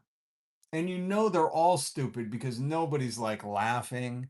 Like if I was there and I had to hear fucking old bare throat, the prices right now is in the 70s. We were pumping out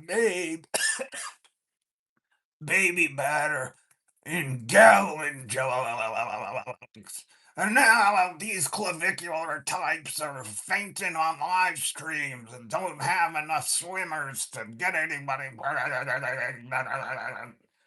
Like, how are you not fucking doubled over laughing, being like, oh my God, did I walk on to fucking Saturday Night Live? What the fuck is this? And by the way, Saturday Night Live, if you're not doing this as a bit,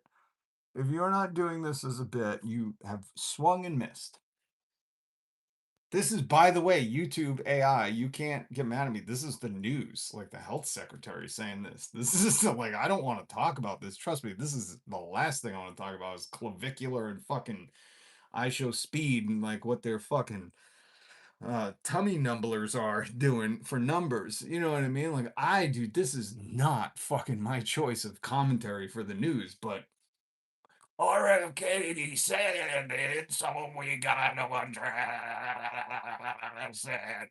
I'm really concerned about that dumb bitch. She has not even, like, her smile is plastered on her face, and she is deadlocked into RFK's eyes. Cheryl Hines, you better watch out. And in 2007, for men in 1970, men had twice the sperm count as our teenagers do today. This is an existential crisis for our country. We're going to be recommending pineapple for all men ages 16 to 42.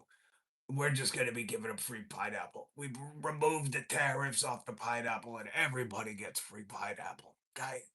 Okay, we're at least going to make it taste better, if nothing else. Okay. RFK out. What the fuck is going on? I can't believe this is the government you chose. I can't get over that.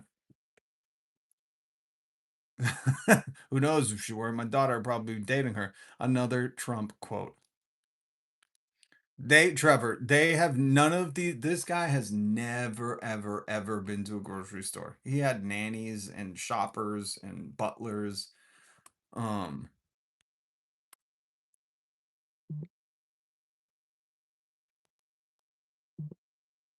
People are fucking brain damaged, man. Okay, what else do we got? Oh, now let's check in with how I want to play this for you before this. How it's going in New York. Remember when all the billionaires? No, no. Russell Brand, you don't get to talk anymore. Not for a little bit. And I want to play some Erica Kirk. If you haven't seen, Mayor Mondani has a YouTube channel and it's awesome. Go watch it. But make sure you subscribe to my channel. And he's releasing videos on it to keep you posted on the work he's doing. He's not calling anyone, stupid or telling them to quiet piggy. And he's made New York amazing in a short period of time. I remember when all the billionaires were like, "Oh my God, New York has fallen." It turns out New York is like the shining fucking city on a hill right now in an absolute shit show of America. But I wanted to play this for you because this was absolutely incredible. This is what politicians can do. They have the power, dude. They don't just have to spend your tax money on war. It's like not the only thing they're allowed to do. They can do other shit. It's executive budget season. I'm proud to announce that our city's budget is fully balanced. This Fully balanced. Fully balanced. budget isn't just about numbers on a page. It determines if our libraries get funded, if a street is safe to cross, if snow is actually shoveled after a storm. And you deserve to know exactly how we got here. We inherited a $12 billion budget deficit. $12 billion budget deficit. Oh my God. That's what he inherited. Not like Donald Trump inherited many millions of dollars in a real estate empire. He did nothing on his own. We are speaking about a fiscal crisis at the scale greater than the Great Recession. Was the Great Recession? Great Recession. Many said the only way out of this was slashing services and passing an austerity budget. Oh, why do they say that? Because they're like, don't show the public that you can do other things. Just cut all the fucking things we provide for them with their own taxes, by the way. This isn't like magic money that's like, being printed. No. This is we pay taxes and we get shit back. Why do you think you pay taxes? Is it to just go to war? Everybody knows this, right?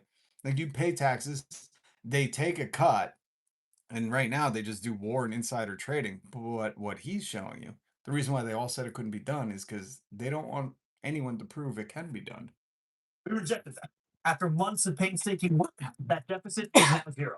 Our city is now on firm financial ground. We achieved this in two major ways: increasing revenue and support from Albany, and cutting waste and finding savings here in New York City.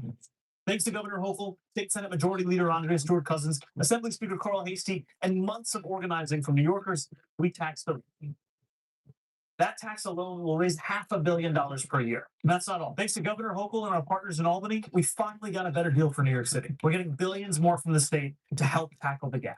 At the same time, we've been poring over the city budget to identify savings. We reduced unnecessary overtime and found smarter ways for government to deliver service. This all added up to $1.77 billion in total savings. Our budget isn't just about The other thing is when he talks about the wealth tax, it's going to bring in a lot more. You just have to have people that can actually audit those wealthy people. That's what Donald Trump did. If you don't know, when he first came into power, he fired all the high-end auditors so they couldn't go after the billionaires.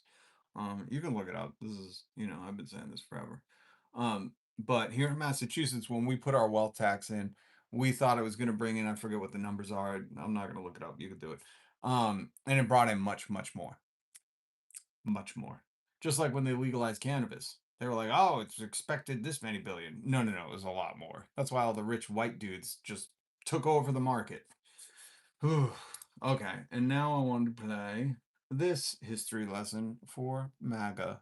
Well, it's for all of us. This is what the fuck's his name? Jesse something? I forget. Jesse the Body Ventura. I didn't forget. Hold on. I like Jesse. When I was on the radio, he used to call in. He had some conspiracy show. They were like conspiracy hunters. But he's an interesting dude. But he's also speaking the right words right now. Let's go back to 1953, shall I will. That's how a man talks. Okay? Hold on. Let's do this. Let's do this. I doubled the size of it, you dumb person. All right. And now let's listen to this guy. You dumb person. Everybody's saying you're dumb. It's not just me. Don't blame me. I don't want to be accountable. Everybody's saying it. Everybody else but me. If you ask me about it, I'll ask Marco Rubio. And now let's listen to an actual man. Let's go back to 9. Let's go back to 19. Get in my rowboat and I'll row you there myself. I just break his balls. I like Jesse. 1953, shall we? All right. When Iran had a Democratic elected president, the United States didn't like him. We pulled a coup d'etat. And what did we do? We stuck the authoritarian dictator, the Shah, in power. That's when the I Hate America started. Okay. It was way back in the 50s when we interfered in their democratic elections. But how convenient we are that we forget that. Then in 1979, what took place, the Ayatollahs took over, who were probably worse than the Shah.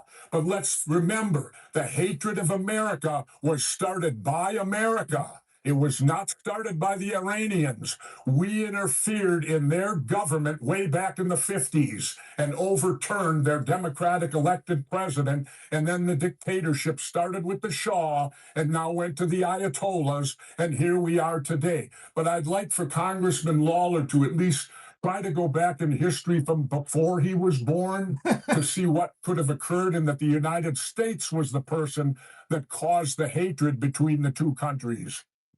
Interesting. He didn't call him, what's the word that he loves? What's the word? I doubled the size of it, you dumb person. Double the size. You are not a smart person. I'm really worried that we're gonna lose like the old wise dude, the old wise sorcerer wizard. You know, America needs more old sorcerers. We just do. Where they're like, I was there. And even if I wasn't, I read about it in a book. You know. I feel like we're gonna lose the people. And I kind of feel like we're not valuing them enough right now. The people that can tell you, like, I read it in a book. It happened before you were born. You know, that's something you've never heard Donald Trump say. I read it in a book. That will never come out of that piggy's mouth. Sorry. Pigs are smart. That toad's mouth, that orange toad gobbler. Oh, is Thorn here? What's up, Thorn? Good to see you. Walter Masterson. I like him. I like him. He's doing God's work, you know? That's the other thing that I was thinking about the other day. Like, to do that kind of stuff with the Walter Masterson, he's got a little crew. You really gotta be fortunate, you know? Because I don't know. I was like, what kind of health insurance does he have if he's just walking around doing YouTube videos? Like, how does that guy, he clearly has no kid. Like, that's, you know, that's a fortunate position to be in. Where, you know, you're just able-bodied and you can just roam around and do that shit all day. That's cool. Never looking hungry. Doing videos where you're out to eat. You know, that's cool. That's cool. Good. Awesome. Wish we could all do that, but you know, some of us gotta just suffer because they voted for Donald Trump. We could have had free healthcare by now. We could have taxed Elon Musk so much he went back to Africa. Oh God, this timeline sucks. All right. Hold on. You know, things are bad when Nick Fuentes looks like the rational guy criticizing Trumpstein. That's right. But remember, Nick Fuentes is only doing this to co-opt any kind of anti-Trump sentiment because he wants to install a Nazi. His words. He says the N-word all the time. He just said it the other day. I try not to play his stuff because he is poisonous. But I will take a moment to tell you that he is a hideous little troll, a troglodyte who just can't be authentic. Because if he was, he would be like, listen, you know, he's a gay Mexican Nazi. And he would just say that. But he doesn't. He's out and proud with the wrong stuff, you know? I don't like that dude. And this is what I mean. How do these guys, I'm pretty convinced they're all buying subscribers. Especially like with Russell Brand. Remember we were on Russell Brand's YouTube channel earlier. and he has 6.68 million subscribers, and his videos are getting 41,000 views. That's like Ben Shapiro, you know? Ben Shapiro had millions of subscribers and is getting no views. That's crazy. That's just so crazy to me. I'm like, they clearly botted their channel, and once their channel's, you know, bought enough, not even BOT, BOUGHT, they bought their channel to rise high enough, and once YouTube's stupid, you know, once they're like, oh, everybody's subscribing to this, they just pump it to everybody, and then there's a bunch of people who never should have, you know, like their mind was too vulnerable. The vortex of their mind was just too impressionable to fucking resist that kind of lexicon and that British pirate is spitting at them all the time. And they were just, you know, woozy. It was like the snake Ka doing the circle eyes, hypnotizing them. You know, these algorithms, man. But that bugs me because I'm out here grinding every fucking day, man. And I'm spitting some good stuff too, if I may say so myself. That's why I appreciate all my members here. Solidarity to you. I appreciate everybody that's hit subscribe and notification bell. But I can't get it because like I'm doing a quarter of the numbers that Russell Brand's doing, and I have one millionth. I've one millionth of his fucking subscriber count. I'm like, how is this guy? I want to do a Sunday service where I'll show you how to pray. I'll even show you my goddamn Bible. I'll show you all my favorite verses for those who imbibe. You know, I'm not gonna force it upon anyone. My whole theory on Jesus is if people see how the way you're living, right? You're kind to people, you protect the vulnerable, you fucking protect the oppressed. People be like, fuck's up with that guy? And they'll be like, he has Jesus power. And they'll be like, oh, that's radical. That's right. He was radical. He could walk on water. Anyways, we got off topic. I wanted to show you this dude because again, this is like stuff I've been saying forever, and see, I've been saying this for years now, and I make the joke that BlackRock, Blackstone, Blackstreet, you know, the 90s hip hop band. Don't you take your love from me, girl. Everybody knows Blackstreet from the No Diggity, but I like the deeper cuts. No Diggity was great, don't get me wrong. I remember when it came out. Anyways, we're veering off track again. But I make that joke. If you ever hear me make the joke about Blackstreet, it's BlackRock. Or Vanguard. I like to do the BlackRock one because I can reference Blackstreet. What's his name? Teddy something? Teddy, the original rump shaker. Show to get down. Anyways, gotta stay focused. I make this joke all the time because, you know, many years ago I learned that 90% of the fucking stock market is just owned by BlackRock. BlackRock and Vanguard own all of it. So all these Wall Street bettors, the reason they keep saying on TV, Donald Trump's like, how is the Dow? 50,000. Ooh, aren't you happy? It's like, who gives a shit? And there's like 18 dudes on Wall Street bets on Reddit. They're like, making a killing today. Buy, sell, short, short, short. And it's like, I know you think they're talking to you, but really, they're not. They're talking to the people who own all of the stocks, who can push the market in whichever way they want, who own all of the stocks. So they don't ever work or ever will work. Their whole job is buying shit, buying America, buying neighborhoods, buying land, buying your resources, buying everything you depend on to get to and from work, and buying your food.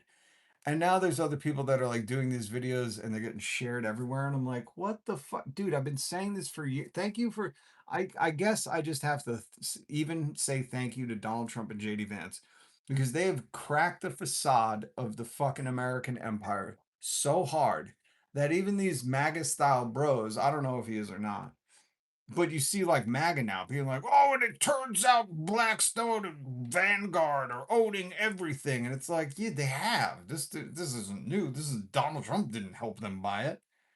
They've owned it for a long time. He's just the one who's like, I'm going to tank everything, but pump the stock market. It's a bubble. In case you don't know what that means, when everything in reality looks like shit, but they're telling you keep buying the cryptos because the stocks are great. That's an artificially inflated bubble, and it's gonna, well, you'll find out. If you're young enough, this might be your first time. I hope you survive. I'm probably going to make you a little upset, but that's okay. I Yeah. showed you how they were destroying the auto parts industry. And of course, we are all like, shit, we need to, A, B, C. Advanced Auto Parts is closing 700 stores. First brand liquidating, and I showed you that they're Okay. I'm just going to pause it because he's saying this like, oh my God, they're closing. Bro, you can look at so many different corporations that have gotten bought out by private equity. And this is what my industry experienced it back in 2008. Bain. Oh, yes, the fire rises. That wasn't a good impression. I want to get it good. The fire rises. Fuck, I got to look up Bain. Bain, the fire. Yep, there it is. I got to hear it. We stepped in the fight. Yes. the fire rises. The fire rises. I love Bane's voice. I just wish I had that voice, you know? Maybe that's what RFK Jr. was going for. He was going for a Bane voice, and he just strained his voice so hard. Maybe he's just eating too much of that teenage sperm count. Sounds like a band name. What the fuck were we on? This guy. So when this guy says like, oh, they're liquidated. A, B, C. Advanced Auto Parts is closing 700 stores. First brand liquidating, and I showed you that they're forcing you into, these new AI kill switch vehicles. But okay, so they've been doing private equity. That is these companies that own all the stock, that their whole job is to buy shit, consume. Not like you. They don't eat food. What these companies do is they consume other companies or real estate or the grids or tech companies. Like they just buy everything up and they own it all. And then the ones that they think they can make more money bankrupting, they strip it for copper. Not literally, although I'm thinking sometimes literally. So it's interesting that these people are like, because it's hitting the truck. It's hitting my Ford F-4050. And shit, now I got to do some research. Well, don't you wonder why fucking Kmart went out of fucking business a long time ago? Or you just not care because it wasn't a truck nut store. And this is what's really wrong with America and why I say people need to travel, because they're so consumed with them that until it hits them, because I'm like, bro, you're a fucking 10 years and $2 too late. Is that the same? You're like a buck late and a dollar short, man. You're like 20 years short, buddy, if you're just now noticing that, like, this is what private equity does. Anyways. 2027. But I haven't showed you who actually owns the chessboard. So I need you to look at this. Who owns AutoZone? The number 1 and number 2 shareholders are Vanguard and BlackRock. I guess I gotta say, I'm at least excited that these, truck nut guys are learning this stuff. They're getting they're peeking their heads out of the garage, and they're starting to understand that all of America is owned by just a few companies. That's it. Go to the cereal aisle, go to the truck nut store. That's it. There's no free market. I'm glad this guy. I'm happy. I'm happy that you're learning. I really am. I feel like, this is like learning that the Armageddon is coming, when you're like, every volcano on Earth just exploded and there's a huge comet coming. You're not going to believe this, guys, but I think that's bad news. It's like, holy shit. Oh, okay. Well, at least you know why it's all happening. Wait until you find out when it's happened. And I did say happened as in past tense, because you're fucked, man. You think what? You're gonna fight back now? Oh, maybe you vote your way out of this one. Okay. Who owns O'Reilly Parts? Vanguard and BlackRock. Who owns Advanced Auto Parts? The companies that are shutting down hundreds of stores, Vanguard and BlackRock. So they own the aftermarket parts industry that is currently being systematically dismantled. But wait, there's got to be. But wait, there's more. Are you following me, camera guy? Who knows that slap chop video? Come on. That's a solid gold reference. That's a golden oldies. That's a sweating to the oldies. What Richard Spanks or whatever his name is. Not Richard Martin. What's his name? Little Richard? Little Debbie. Richie Cunningham? What was that Richard guy? Sweating to the oldies with Richard, Paul, and Simon. Can't remember his last name. Does anybody remember his last name? Richard Sweatington. Anyways, I just like that he was like, and there's more. Like a goddamn a dystopian infomercial. Just when you thought BlackRock and Vanguard owned everything, but wait, there's more. They own more. They own it all. They own it all. That's where this video is going. I'll let him. Richard Simmons. Thank you. How did I forget Simmons? I think I named every Richard. Oh my God. Little Richard. Richard's Ice Cream. I was naming every Richard. I couldn't think of Simmons. Thank you so much. Oh, Richard Simmons. Long-haired hippie. What's up, man? Oh my God. Okay, I'll let this guy finish. But wait, there's more. You follow me, camera guy? Yeah, that is currently being systematically dismantled. But wait, there's got to be a way we got a dog in this fight, right? Like, No, you don't. Say vote harder. Say that. Say rock the vote.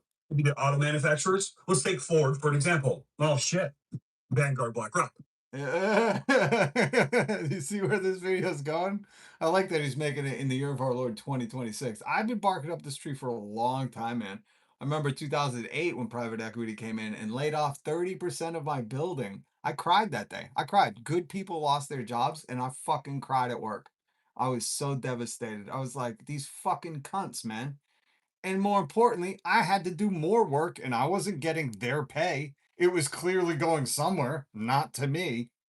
To watch good people and people that fucking couldn't necessarily survive without work just be sunk that day. End of shift.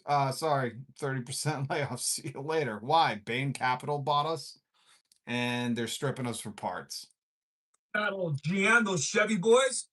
You guessed it, Vanguard, BlackRock. Yeah.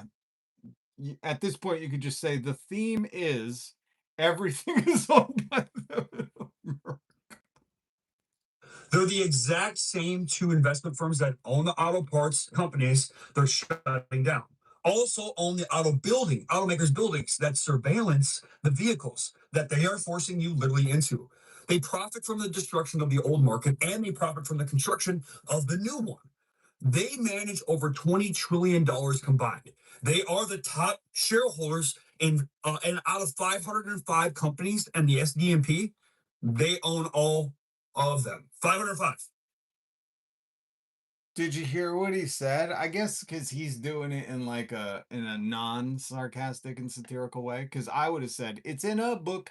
Take a look. It's fucking Vanguard and BlackRock, and they were owning everything. You know, I would have really gave the shout out to the Zennials, and then I probably would have played some "The More You Know," or I would have been like, "Oh yeah, bitches, the fire rises." We started the fight. Yes, the fire rises. Dun dun dun dun. That's fucking awesome.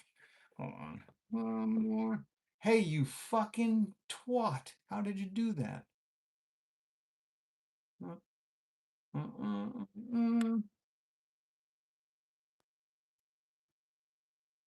See, that guy would have said, guess what? They own all 500 of the fucking, what did he say?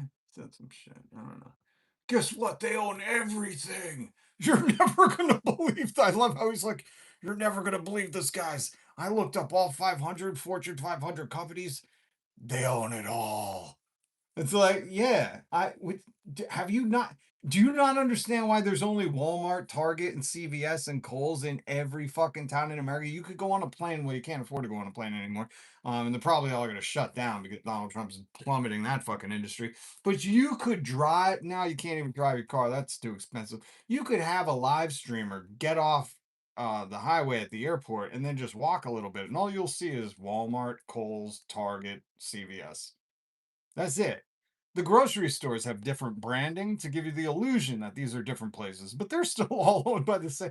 Yeah, this guy's starting to get it. This is adorable. What did Iowa just get internet? Did he just get the internet? I fucking love this. I love seeing people catch on to this. This is how you go woke. In case you didn't know, this is the woke mind virus happening in real time. In dollars combined. They are the top shareholders in and out of 505 companies and the SDMP, they own all of them. All of them. And that's when I would have done.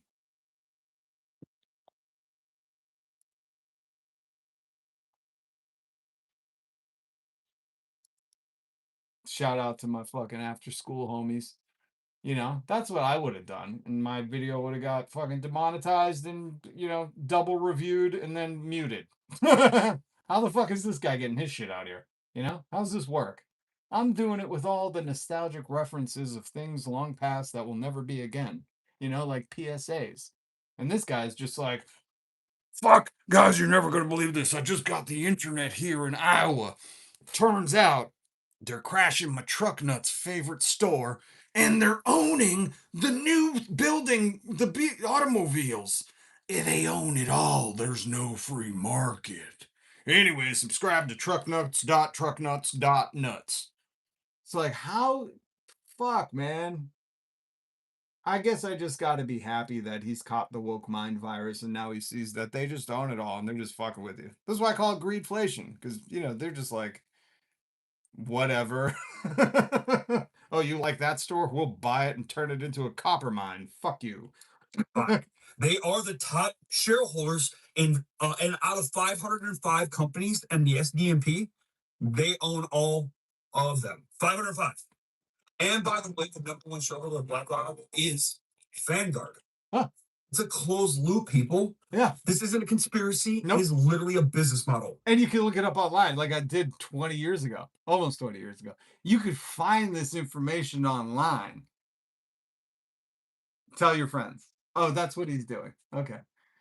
He goes, this isn't a conspiracy. This is literally the business model. Yeah, it's called capitalism, buddy.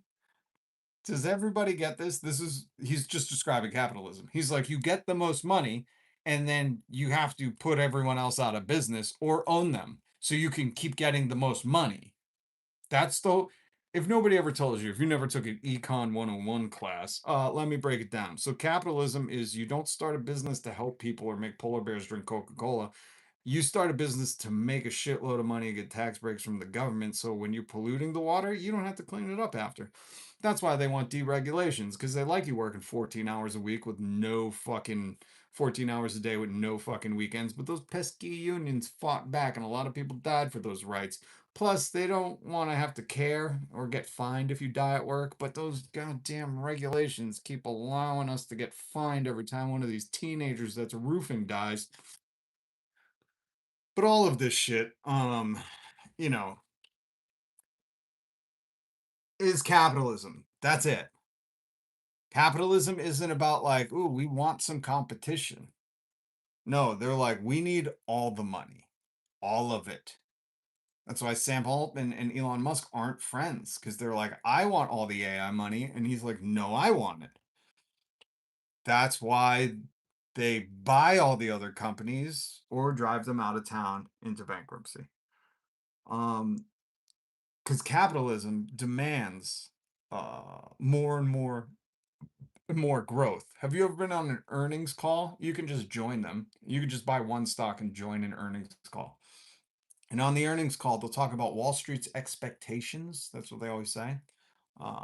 And Wall Street's expectations aren't, hey, man, if you just want to sell things a little cheaper and lose some money this quarter, that's cool with us. It's cool with us, man. Take your time, you know. Be a service to the community. Nurture that human spirit, really. You know, Wall Street's going to be here. We're fine. We're fine. We're trillionaires. That's not what it is. All these companies that need to meet Wall Street's expectations, what do you think Wall Street wants from them? More and more of that sweet, sweet soul nectar that they call greenbacks. Okay? But I'm very proud of, I'm guessing, some guy from a flyover state for cracking the not conspiracy. He said it's not a conspiracy. of them. 505. And by the way, the #1 shareholder of BlackRock is Vanguard. It's a closed loop, people. This isn't a conspiracy. It is literally a business model. You buy the cage and they own the patent. So stop calling this progress. I love it. No critiques besides all the ones that I made. Like, you know, when you said, but wait, there's more, you should have said, are you following me, camera guy? You should have queued up the, you know, more you know, a couple points. Throw a loose reference into Richard Simmons, call them Bill Cosby, and then kick yourself in the dick at the end just for a laugh. You know, you got to get it to go viral, and that's the only way, I'm guessing. But outside of that, I love that this guy's doing the work for me, you know, the work that I started 20 years ago. But I think it's important, you know, he's doing the freeze frames like I do and shit, and he's showing you, hey man, they own it all. They own it all. You should more know yourself. Oh, I do. Don't you worry. Don't you worry. Well, you live in a community and commute to work. Dare I postulate communism makes the country go round? I read that in my mind. I read that in a British accent. It's deep. The race and social structures go deep.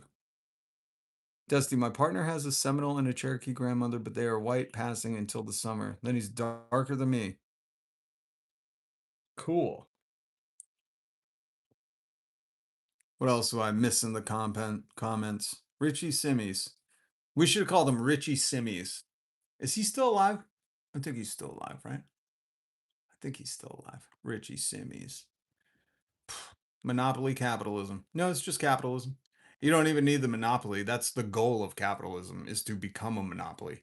That's why we have to have antitrust laws, because capitalism's whole thing is like, we don't want to compete for anybody else's money. We want every business out there.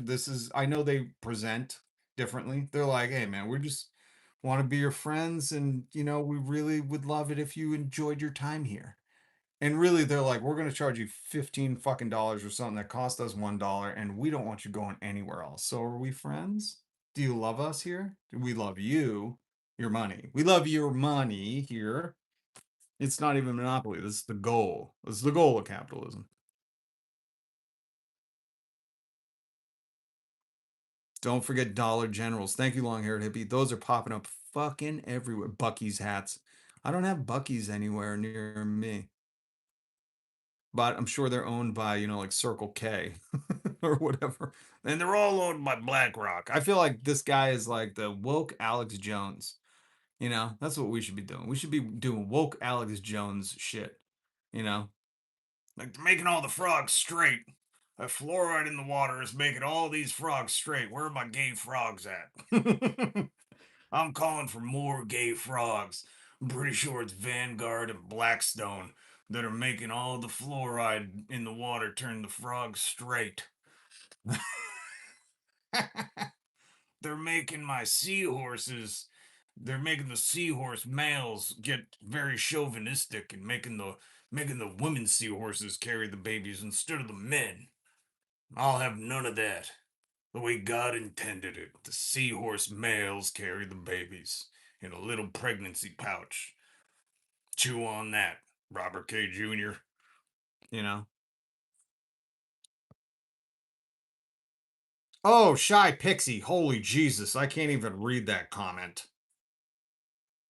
Unless I'm talking about the band Redbone, which is a great band. Thorn. Amazon didn't make no profits for many years because they were busy buying up their competitors. They told shareholders what's up and to be patient. 100% Thorn. And there's a great channel. I forget the girls that do it. The ladies. It's called, what the fuck is it called? This fucking guy or something? Hold on. I'll find it for you. This fucking guy. Is it this fucking guy? Yeah, it is. Jeff Bezos, everything, hysteria. That's the thing. It's called Jeff Bezos, everything you didn't know about his shitty past. Yeah, this fucking guy. Yo, watch this video. It's so good. Because they go deep. Like, I knew some of this shit because my kids. Well, to another episode of This Fucking Guy. I love this. Watch Hysteria. I'm promoting more YouTube channels than I am my own. Please hit subscribe. please, or I will go extinct like the dinosaurs. If they even existed. I think Jesus fought them all, and they couldn't withstand his mighty fucking double punch. Anyways. No, I'm serious. I need your support. Hit subscribe. But Hysteria is the channel. See, look at that. 547,000 subscribers, way less than Russell Brand, and 558,000 views. That makes sense. Russell Brand, 6.68 million subscribers and 47,000 views on like average. Somebody's bothered. But this video, Thorn, like you're talking about, and when my kids would be like, Dad, did Jeff Bezos kill Jeffrey the giraffe? He'll be like, you brought him to the gallows. It wasn't pretty. And then you make him watch the video on the dark web. But Jeff Bezos, that was his whole thing, and they document it here. Let's see. But he appeared in a full face of makeup and prosthetics for the 2016 Star Trek film Star Trek Beyond. He has No, I don't want to hear about that. They talk about how he got funding from his parents. They talk about how he undersold. Oh my God, look at this clip of him on Jay Leno. He is such a fucking nerd. This is the other thing I do not understand about these power slurping CEOs. They all love to pretend like they're macho, like Dana White, Joe Rogan, Elon Musk, Jeffy Bezos. But if you see, just look up Jeff Bezos 1999 and then look up Jeff Bezos now, like he got so much gender affirming care. I'm pretty sure he has butt implants. And it's like, listen, I'm fine with that. If you're very insecure in your older age and you need to feel like Lex Luthor or something, okay. But don't get mad at other people. Like you can't. That's hypocrisy. You can't get mad at other people. Hold on, let's play this clip of Jeff Bezos. This is not a new phenomenon. We are a famously unprofitable company. Oh, Thorn, exactly. Jeff Bezos went on Jay Leno. Don't like him. So two people that could not. This is why I've never seen this clip besides watching it with them. But I would never watch Jay Leno, especially if he had guest dweeb Jeff Bezos. I mean, shave your head at this point, bro. You were just bald. That's the one good move you did. You didn't get the Turkish hair. You just at least shaved it, which just do it, man. But this is crazy. Thorn's still here. Yep, buying up competitors while begging for handouts from the government. Thorn, Jeff Bezos is literally saying this. Again, watch Hysteria's Jeff Bezos, everything you didn't know about his shitty past. I swear, they used to call it This Fucking Guy. I think that's still what it's called. They just probably didn't put it in the title. But listen to Jeff Bezos bragging about this on late night. This is what I mean by like when these people are like, guys, you're never going to believe this. They own everything. And they're like selling us both ends of the fucking loop. It's like, yeah, dude, this is probably from 2001. And Jeff Bezos was like going on late night shows. He was like, oh, yeah, we are underselling everybody. We are losing a shitload of money, but don't worry. Jeffrey the giraffe is not going to exist. Zapatos isn't going to exist. Chewy's not going to exist. We are driving all these stores out of business. You are never going to shop in a store again. It's only going to be Amazon. He's literally doing this. This isn't even a joke. It's like, this is the game plan. Right. Went great. There are a whole series of Doonesbury cartoons about this. This is not a new phenomenon. We are a famously unprofitable company, and we are investing in the future. It's not, which isn't unusual. Companies have done this before. What's a little surprising about Amazon.com is the scale which we're doing it. We're doing it in a big way. So you just keep. So you hear that Jeff Bezos from 20-something years ago is telling you, this is not new. This is what capitalism done. We going to undersell all the competition until they go out of business, buy them up, bankrupt them, and then we're the only ones that exist. Capitalism by Jeff Bezos. Thank you, Thorn, because I would have never thought to look this up, but you should watch all of this. Reinvesting. We're reinvesting. nobody's ever Not reinvesting in their employees. No. Silly. You thought Jeff Bezos was going to invest in employees?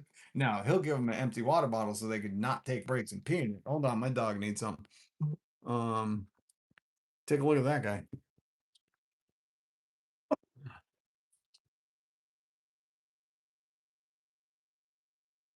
You wanna go up?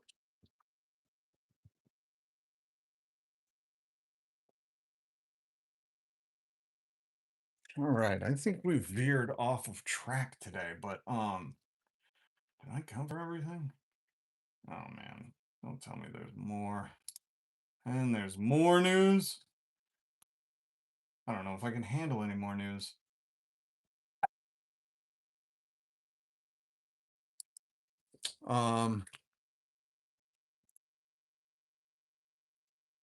He really does look like an angry orange. He does. It looks like you ever see Plants vs Zombies? He looks like a character out of that. And I like this is not listen. I fucked around with this one, you know. I fucked around with that one because this is his real book where he's like, hey, how to become a Christian in 7 days. I don't know how to pray. I'm pretty sure I didn't read the Bible, but trust me, you want this book. And I was like, nah, we can outdo that. 7 days. How about 7 minutes in heaven? How to become a Christian in 7 minutes. Patent pending, copyright, trademark. But this picture, I did nothing. I just screenshotted it. Look at this fucking dude. I think he gets his powers from the sun. He's like Superman. He's like a really perverted Superman. He's glowing. Jesus. Miss your Fidel Castro hat? I got one of those. I got one of these. I just can't wear it because my hair. I got one. Got it down in Mexico. And there were no sizes. It's just, God damn. Oh, it's a skinnier man. Oh, it's gonna give me a headache. Eh, eh, eh. Where did I get this? Puerto Vallarta? I forget where. Down in Mexico. From some abuela shop where they were claiming to sell Cubans. And I was like, I don't think this is a Cuban. I didn't get one. But I did drink some amazing almond tequila. Whew. There's no competition in deregulation. 100% Dusty. The in-shitification of America. Next step when companies become unavoidable is raising prices and the in-shitification. Yup. Why does Trump have to be so orange? I don't know. Seriously, like I want before he kicks the bucket, I just want him to do a get ready with me where we can find out what kind of base, what kind of foundation, like what does his morning routine look like? Because he's spending. That's ladies. Are there any ladies here or any fellas that are, getting ready with me? I don't give a fuck. Whatever suits whatever floats your boat. I don't care. But this has to take a lot of time. You know, this isn't like you just wake up and look like that. This is like you're applying some kind of base and foundation and I'm assuming Rihanna's Fenty brand fucking colors for people of color. Well, I don't know what she calls it. She's a billionaire, so whatever. But I mean, that's a heavy coat. That's a heavy coat. That isn't like a one brush over and you're done. That is, and I wonder, like, what does he have summer tones? In the autumn, is it less sunshiny? Does it glisten less in the sun? Does he have his fall tones and summer tones? Like, I gotta know. He really looks like the Junker under all that orange. I don't make up, but that's an entire head to toe basting. I wish I was his makeup artist. I would film that. You're telling me you're not interested in seeing his morning routine? Listen, I've never watched one of them get ready with me things. But if the president was like, all right, guys, I know you all been wondering, maybe it's Maybelline, maybe I'm just the president. But this morning, we're going to get ready with me, you know? And he was just sitting there in front of a vanity makeup doing the whatever they do, And then the camera pans it and it's JD Vance doing the eyeliner. And he's like, I go with the Hot Topic goth black.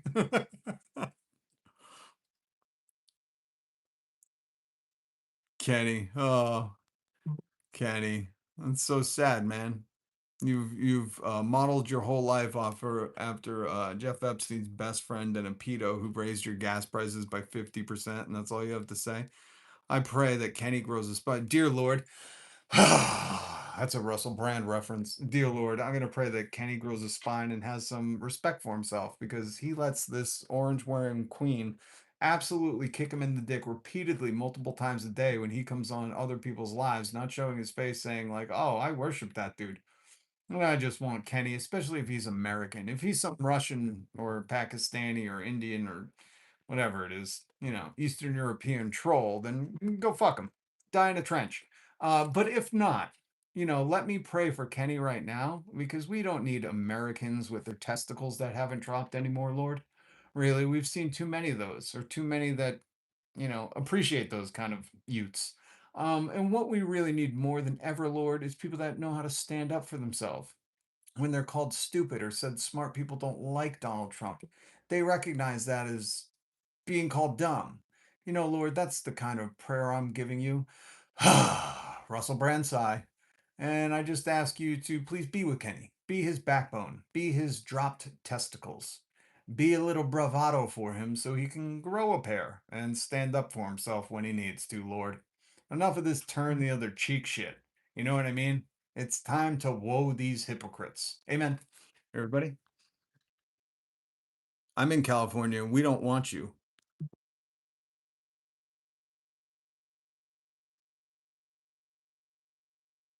Well, Kenny will grow a spine. Ah, yes, Kenny. You and all the other Russian dolls that love to peruse the internet. He's like, I'm in California, Sacramento, the capital. It is very hot and dry here. We are running out of water. Earthquake. Skateboard.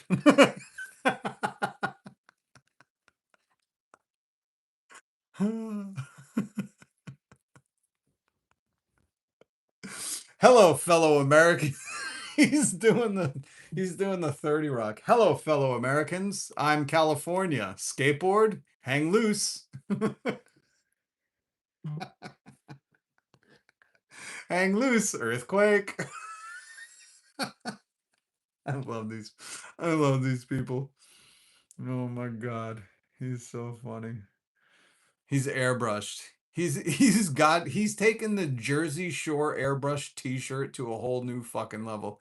He's like, there's one time in 1972, I went down to the Jersey Shore with a bunch of teenage girls. Mind you, in 72, I was 51. And they did this amazing airbrushing of me on a t-shirt saying, everybody loves me. And I've been trying to get that look ever since. If you've never been to the Jersey Shore, do they do airbrushing on t-shirts? I'm sure on every East Coast shore. That wasn't too big in California. But I know on every redneck fucking kind of white trash shore location on the East Coast, they will airbrush your face on a t-shirt. It's amazing. Del Monte filed for bankruptcy and left farmers with $500 million of crops with none to sell to. Oh, good God. Good God. It's par for the course right now, man. Man, Doom Shop. Man, you guys don't think Ukraine was bad? Maybe Putin wasn't bad, my fellow American. Hey, fellow Americans, Mother America love you, right? Hang loose, pizza, Ninja Turtle.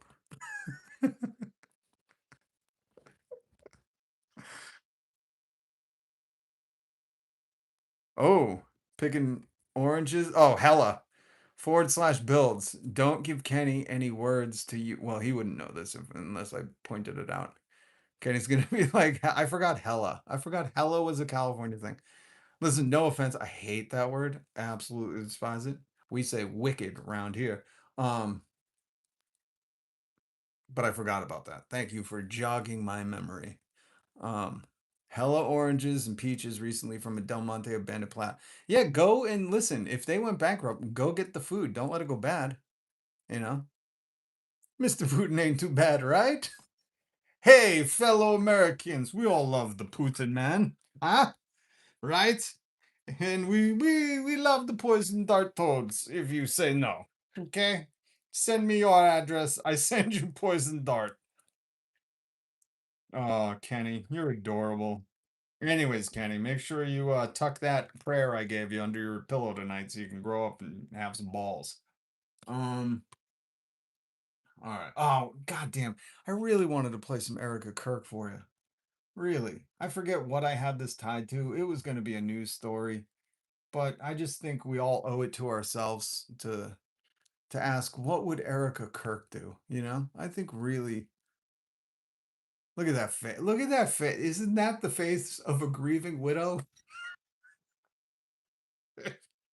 Listen, guys. That's the face of a grieving widow. I gotta retake the pitch. I'm gonna blow up the picture. That will be tomorrow's thumbnail.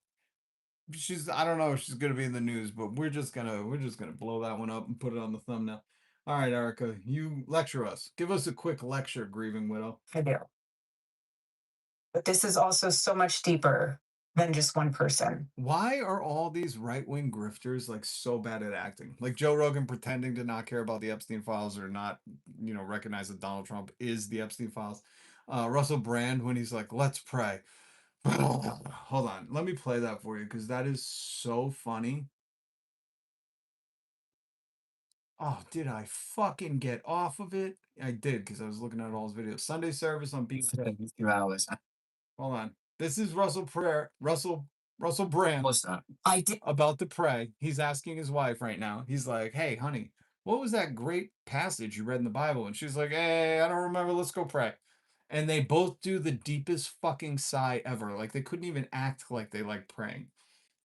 Did because and maybe actually we'll also pray like we did last time. Let's start with a prayer. Let's start with a prayer. Let's start. Ah, Be with us, Lord.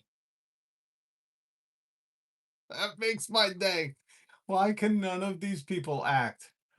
Why can none of them? Just like Erica Kirk. Like, Erica, I don't know if you don't know how to show emotions, which is fine, but come out and say that. You know what I mean?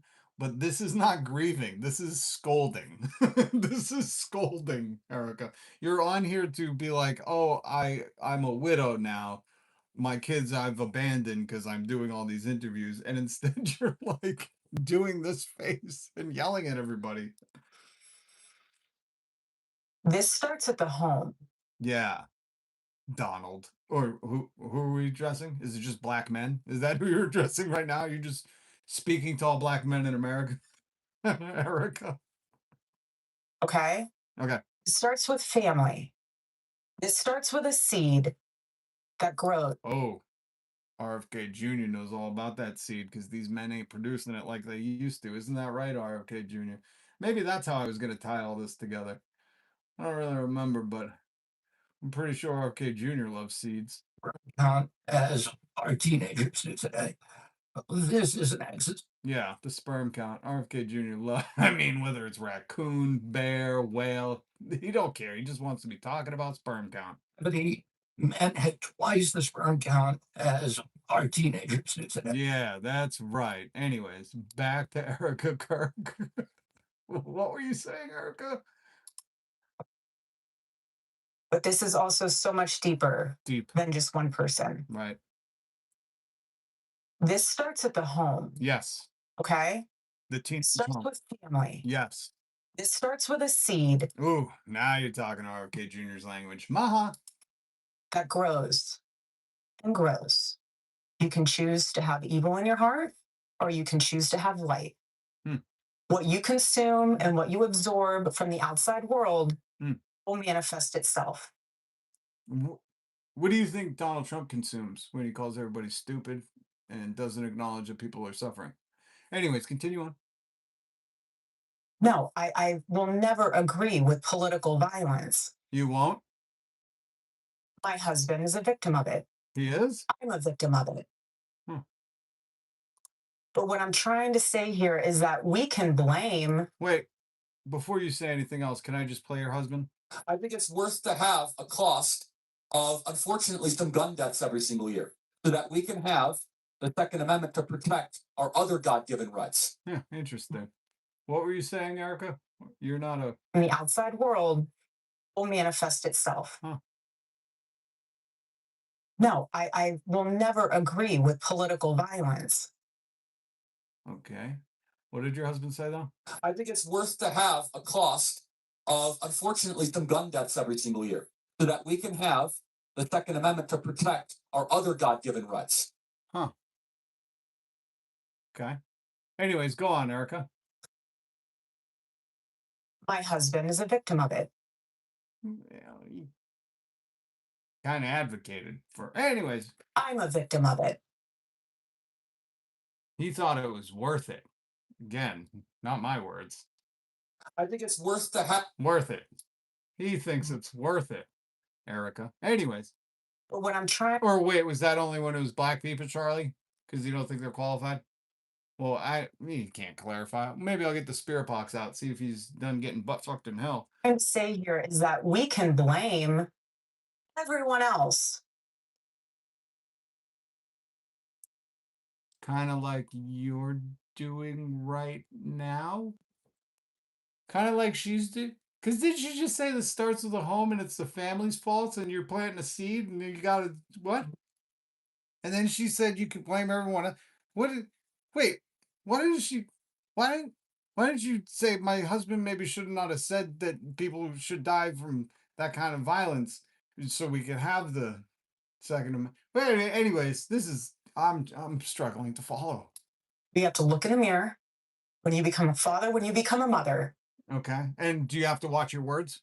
Like you should be advocating on all of school campuses where those things happen the most for those things to be good things because you just want the Second Amendment. I don't know. How are you raising your kids? Are you raising them to debate younger kids and convince them that you're right by clipping them and putting it on YouTube so people have different clips of your husband saying it's worth it? I think it's worth to have. Okay. Like that? Are you taking responsibility for your words that you said that it was worth it to have these kind of things happen? I think it's worth to have a cost of, unfortunately, some gun deaths every single year. And like that, Erica, like that? Or are you giving them a device and saying, go down that rabbit hole? I remember this is a classic, folks. This is the old rock and roll made my kid do it, but now they're just saying it's the iPads. She should have said ChatGPT, you know? That's more hip, Erica. If you want to convince Gen Alpha that, you know, it's their fault, you should have said ChatGPT is making your brain assassins. I'm trying to go to Pilates class. You can just sit in the corner and look at your iPad. Erica, I have a question. Is she not taking questions? I'll just ask it.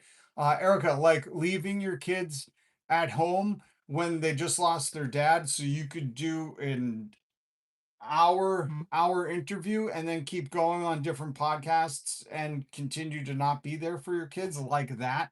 Maybe it doesn't have to be a yogas or Pilates, but maybe at the most tragic moment of young forming minds' lives, the children that you decided to have, should you look in the mirror and say, am I supporting them as much as I should right now? Or am I taking this opportunity to capitalize on it, Erica? What do you think? Look at your phone and go down that rabbit hole and see. Yeah, goddamn phones. I knew it was the phone's fault. Stupid iPhone. You can learn from that instead of being a parent. Yeah, instead of being a parent like me. And I put my kids in the fucking corner of the green room and said, here's an iPad. Mama's got to go cash in right now. So my call to action from that is... What? Is it to leave this interview right now and go be with your kids who just lost their dad and don't understand any of this? Parent, step up. Are you talking to yourself? You want your kid to be a thought leader? Or what? Or an assassin? Oh, God damn it. She wants her kids to be an assassin. Oh, Erica, bad choice. Ugh. Well, that was Erica Kirk. She is doing the eyeliner thing like JD Vance. It's because they were butterfly kissing so hard. Remember those? That was a thing in the 90s too. Used to butterfly kiss. Touch eyelashes. Yeah, that was like a thing. And look, it's a butterfly hickey.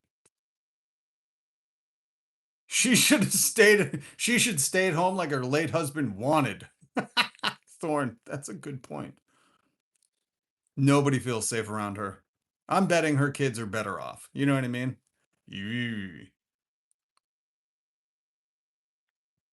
I'd like to see the pregnancy photos and all that. Get ready for some AI slop. What's your purpose for trashing her? Seriously, you need to get a life and stop being so envious. Brooklyn, 5995. Sounds like a goddamn sitcom. Are you serious? Your fucking queef of a president just told women to shut up. They're stupid. Let these lunatics have a nuclear weapon. If you want to do that, then you're a stupid person, and you happen to be. I mean, I know you very well.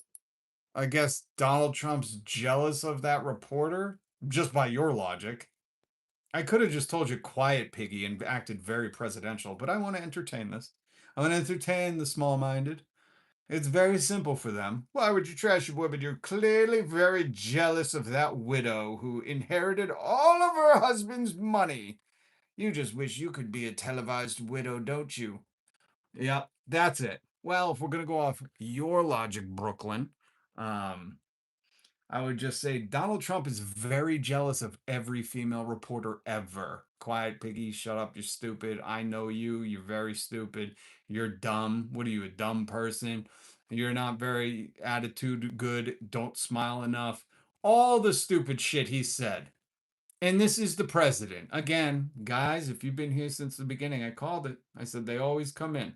MAGA always comes in and go, why are you trashing that person? What are you, jealous? Well, by that logic, Donald Trump is the most jealous man I've ever seen in my life of female reporters, which is weird. Which is weird. Which is weird because he's the president. He should be content. But every day I got more audio of him trashing women reporters. So I guess he's just jealous by your logic. Not my logic. I think he's an insecure small dick pedo. And I think he can't handle any tough questions. He needs a safe space because he has liberal tears. Remember, he was a Democrat from New York. And he talked about it a lot. You can look that up. You do have the internet. So that's not my logic, but it is yours. So I like to apply it when you come in here and show off how stupid you are in my live stream. Thank you, Brooklyn, for the comment. Happy Taco Tuesday once again. Amen to that. Oh my God.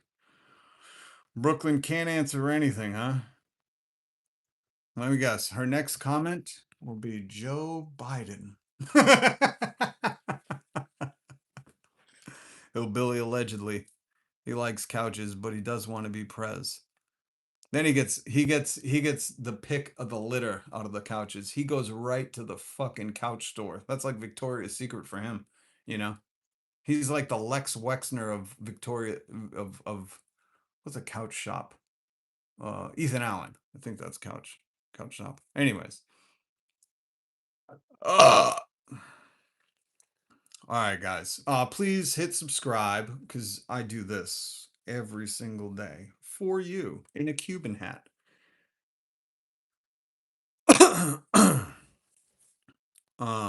Yeah, so make sure you hit subscribe because we got to get more subscribers than Russell Brand so I can start praying exhaustedly like he does, you know? It's only fair. It's only fair if he's going to fake being a Christian. You should at least let a real one rise to the top. Isn't that right? By the power of Christ. Oh, I think I'm getting my fucking cartoons mixed up. I don't think that was Jesus who did that. I think that was Lionel. Anyways. Lucifer was and still is God's favorite. Yeah, he just got a little spanking. Convert and sick. Oh, your neighbor Rob, were you not here? So this is the real book. Oh, I didn't even go over the article. Oh, we're going to have to do it. Oh, God. And then I made this one. Boop. 7 minutes in heaven. How to become a Christian in 7 minutes. That's actually my book he's holding. I don't know why he wrote his name on the top. That's my book. That is my idea, patent pending. None of this bullshit, how to become a Christian in 7 days. Nobody's got time. Jesus is coming. He is coming like a thief in the night. 7 minutes in heaven, my new book, How to Become a Christian in 7 minutes. Beat that, Russell. You can't do it in 6 minutes. You cannot become a Christian in 6 minutes. It is physically impossible. Satan, mark of the beast. 666. All right? Get out of here, Russell. You can't become a Christian quicker than 7 minutes. That's why I have my new book, 7 Minutes in Heaven. Russell, you cannot beat that. Your new book, How to Become a Christian in 7 Days, is just too long. People want Christianity now, and that's what I'm delivering. Thank you for holding my book, Russell Brand. This is my new book, 7 Minutes in Heaven, How to Become a Christian in only 7 minutes. Did that for you, your neighbor Rob. You were late. Don't worry. You were late. I did it again. I gave you the whole, are you following me, camera guy? I gave you the whole slap chop infomercial.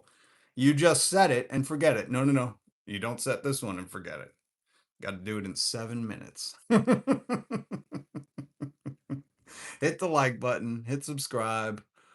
Mitch Albom wrote a book, The 7 People You Meet in Heaven. Oh, I think I had that book. Or no. My best friend read that, and I think he wanted. I know about that book. Amen. Amen. Thank you. And that's how we finish the infomercial. Thank you for reminding me, Mimi. Amen. Amen. And then we do a big long Russell Brand. Oh, I should have added that. I'm sorry, Rob. I'll get it better. We'll pitch it again tomorrow. We're growing. We're learning and growing. And RFK Jr. wishes we were showers, but we're not going to be, you know. I don't know how he's getting all those sperm count numbers, but I'd imagine it's by chewing. Gross. Anyways, guys, thank you so much for supporting the channel, to all the members. Thank you for everybody who has hit subscribe. We're a small leftist, radical woke mob channel that believes in the land of the free to express yourself how you want. You know, land of the free. So if you want to express yourself, go ahead. While you still can. And free healthcare. Free housing, 3-day work week, $66 minimum wage, guaranteed paid federal vacations and sick time. A whole bunch of other radical stuff that is so radical. You know, most other countries do shit like this, and FDR wanted to do it 100 years ago. But anyways, it's not radical. You know what's radical? Keeping funneling money to BlackRock and Vanstone or whatever the fuck they're called, you know? Like, what's radical is being delusional enough to think that this is good for America when people are like 70% of us can't afford shit, everybody's dying and they can't afford gas and they're working more jobs than ever, and money isn't worth anything, and inflation is outpacing our fucking money growth, our wages, so it's even worse than worse, and we're heading towards a historic fucking energy crisis like never seen before, like we can't even fathom. And people were like, oh, you're just jealous. Jealous of what? That he's spending all my tax money golfing every weekend? No, I hate golf. Abolish it. Mow down all the golf courses across America and let people fucking live there. Okay? Turn it into public gardens. I don't give a shit. No more golf. Rich guy sport with a corrupt America. Fuck it. So that's what we do here, if you were wondering. That's a brief synopsis. I should have done it like an infomercial. Maybe I'll record one later, you know? For all you wokies out there that want your grandparents and disabled people to have health care and not have to worry about being tethered to a job to see a doctor. That's gross. That's radical. Thinking that fucking AI insurance agents are worth more than your neighbors. Jesus would fucking hate you people. Ugh. Anyways. Economy, assuredly. EKKK, that's right. Costs have outpaced our wages for way too long. Forever. And occasionally I do like throwbacks to kids from the 90s, if you ever seen The Sandlot. Forever. Thank you, Guerrero. Thank you. Bro, that is your dad. Admit it. My dad died a long time ago. Fuck you. I'm a human AI biological robot. All right. Fine. Give way to him. That's Jeff Bezos' son. He pooped him out. Okay, but I think I was just saying all that stuff to, I don't know. What were we doing? I forget. Did we do all of the news? I think we did all of the news today. And if there's any more news that's alternative truth, fake news, TDS. Come on, MAGA, you should appreciate that. Oh, I hate The Sandlot, but mainly because I had to watch it a lot as a kid. Yeah, man, we didn't have all these streaming services. By the way, did you guys see that regular show is back, The Lost Tapes? I don't have TV, so I can't watch it. But fuck, somebody watch it and tell me if it's good. I like J.G. Quintel. Russell Brand was funny. Keyword there, was. But he's nuts. And, you know, he openly went on the gynecologist Kelly show and said like, "Oh yeah, I was 30 and I was banging 16-year-olds. I was 30 and I was picking up 11th graders from high school." You know, like he went openly admitted that. There's a theme between all these dudes, you know. Donald Trump, I'll be dating her in a couple years. I would like to bang my daughter, RFK Jr. cheating on anything that walks. Who else? Elon Musk emailing what's his name, Jeffrey Epstein on Christmas morning. He has like 100 kids, and he was emailing Jeff Epstein on Christmas morning. Elon Musk's dad, Errol, I talk about this all the time. He married and banged enough times to have 2 kids with Elon's stepsister. Elon's dad married his stepsister. If you're wondering why Elon's so fucked up. So yeah, it's like a common thread between these folks, and they're all out in the open. And the funniest part is their cult base is like, we got to protect the children. You should protect them from the panty sniffers. And if you don't know who that is, hold on. If you don't know who that is, that's the Republican mayor in Iowa. And his name is Mayor Dingus. I didn't even make that up. With a name like Mayor Dingus, a high school victim had to purchase a camera, and then he got caught going into a room. Mayor Dingus. Oof, MAGA. Not looking good. Not looking good. Oh, I had that news story too. Poof. He needs a new makeup artist. What a name. Yeah. I mean, with a name like that, you were catching some charges at some point. Wesley Dingus. Mayor Wesley Dingus to you. Wonder if he ever had to correct somebody. That's actually Mayor Dingus. All right. Imagine that. He's out getting ice cream where all the high school girls go after school on a hot day. And he's like, I'm waiting in line. They're like, oh, look, it's Wesley. He's like, it's actually Mayor Dingus. Okay, get it correct, please. I would have changed my name. That's the one time I would have done some gender affirming shit and changed my name from Mayor Dingus. Oh. They get stored up paint chips to snack on. All right, guys. I think we'll end on a Mayor Dingus note. But make sure you hit subscribe because I'm here every single weekday. I'm doing it for you. You could hit like, but I do it for the love. Thanks for the laugh. I needed this. I needed it too. Today was a horrible day. Hello, Mr. Dingus.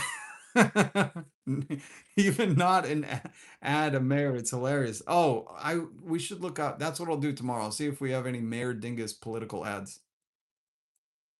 Oh, how did he win? You could just run against him and be like, you really want to elect the Dingus? You don't even have to be a comedy writer. You just have to stand in front of a camera and be like, really? Really, Iowa or Ohio? Or I don't know, they're all the same. Really, flyover state? You're going to elect a Dingus? This panty sniffer? You know? And that's the whole ad. Don't elect the Dingus. I would have bought every fucking billboard in the fucking Tri-Borough County or whatever they have there in the mid Great Lakes area. I would have bought every billboard. It says don't elect a Dingus, and that's it. And you win. They don't even have to know your platform. Voters in this country are so stupid, they'd be like, I don't want to elect a Dingus. Oh my God, you kidding me? What's next? The dweeb? A Winslow? I don't think so. Oh God. Fuck, right? It writes itself. Oh. Later, beloved rebellionaires. Ooh, I like that shot, Pixie. All right, guys. All right. Enough with the Dingus talk. We'll continue Dingus talk tomorrow. I'll look up some political ads for you.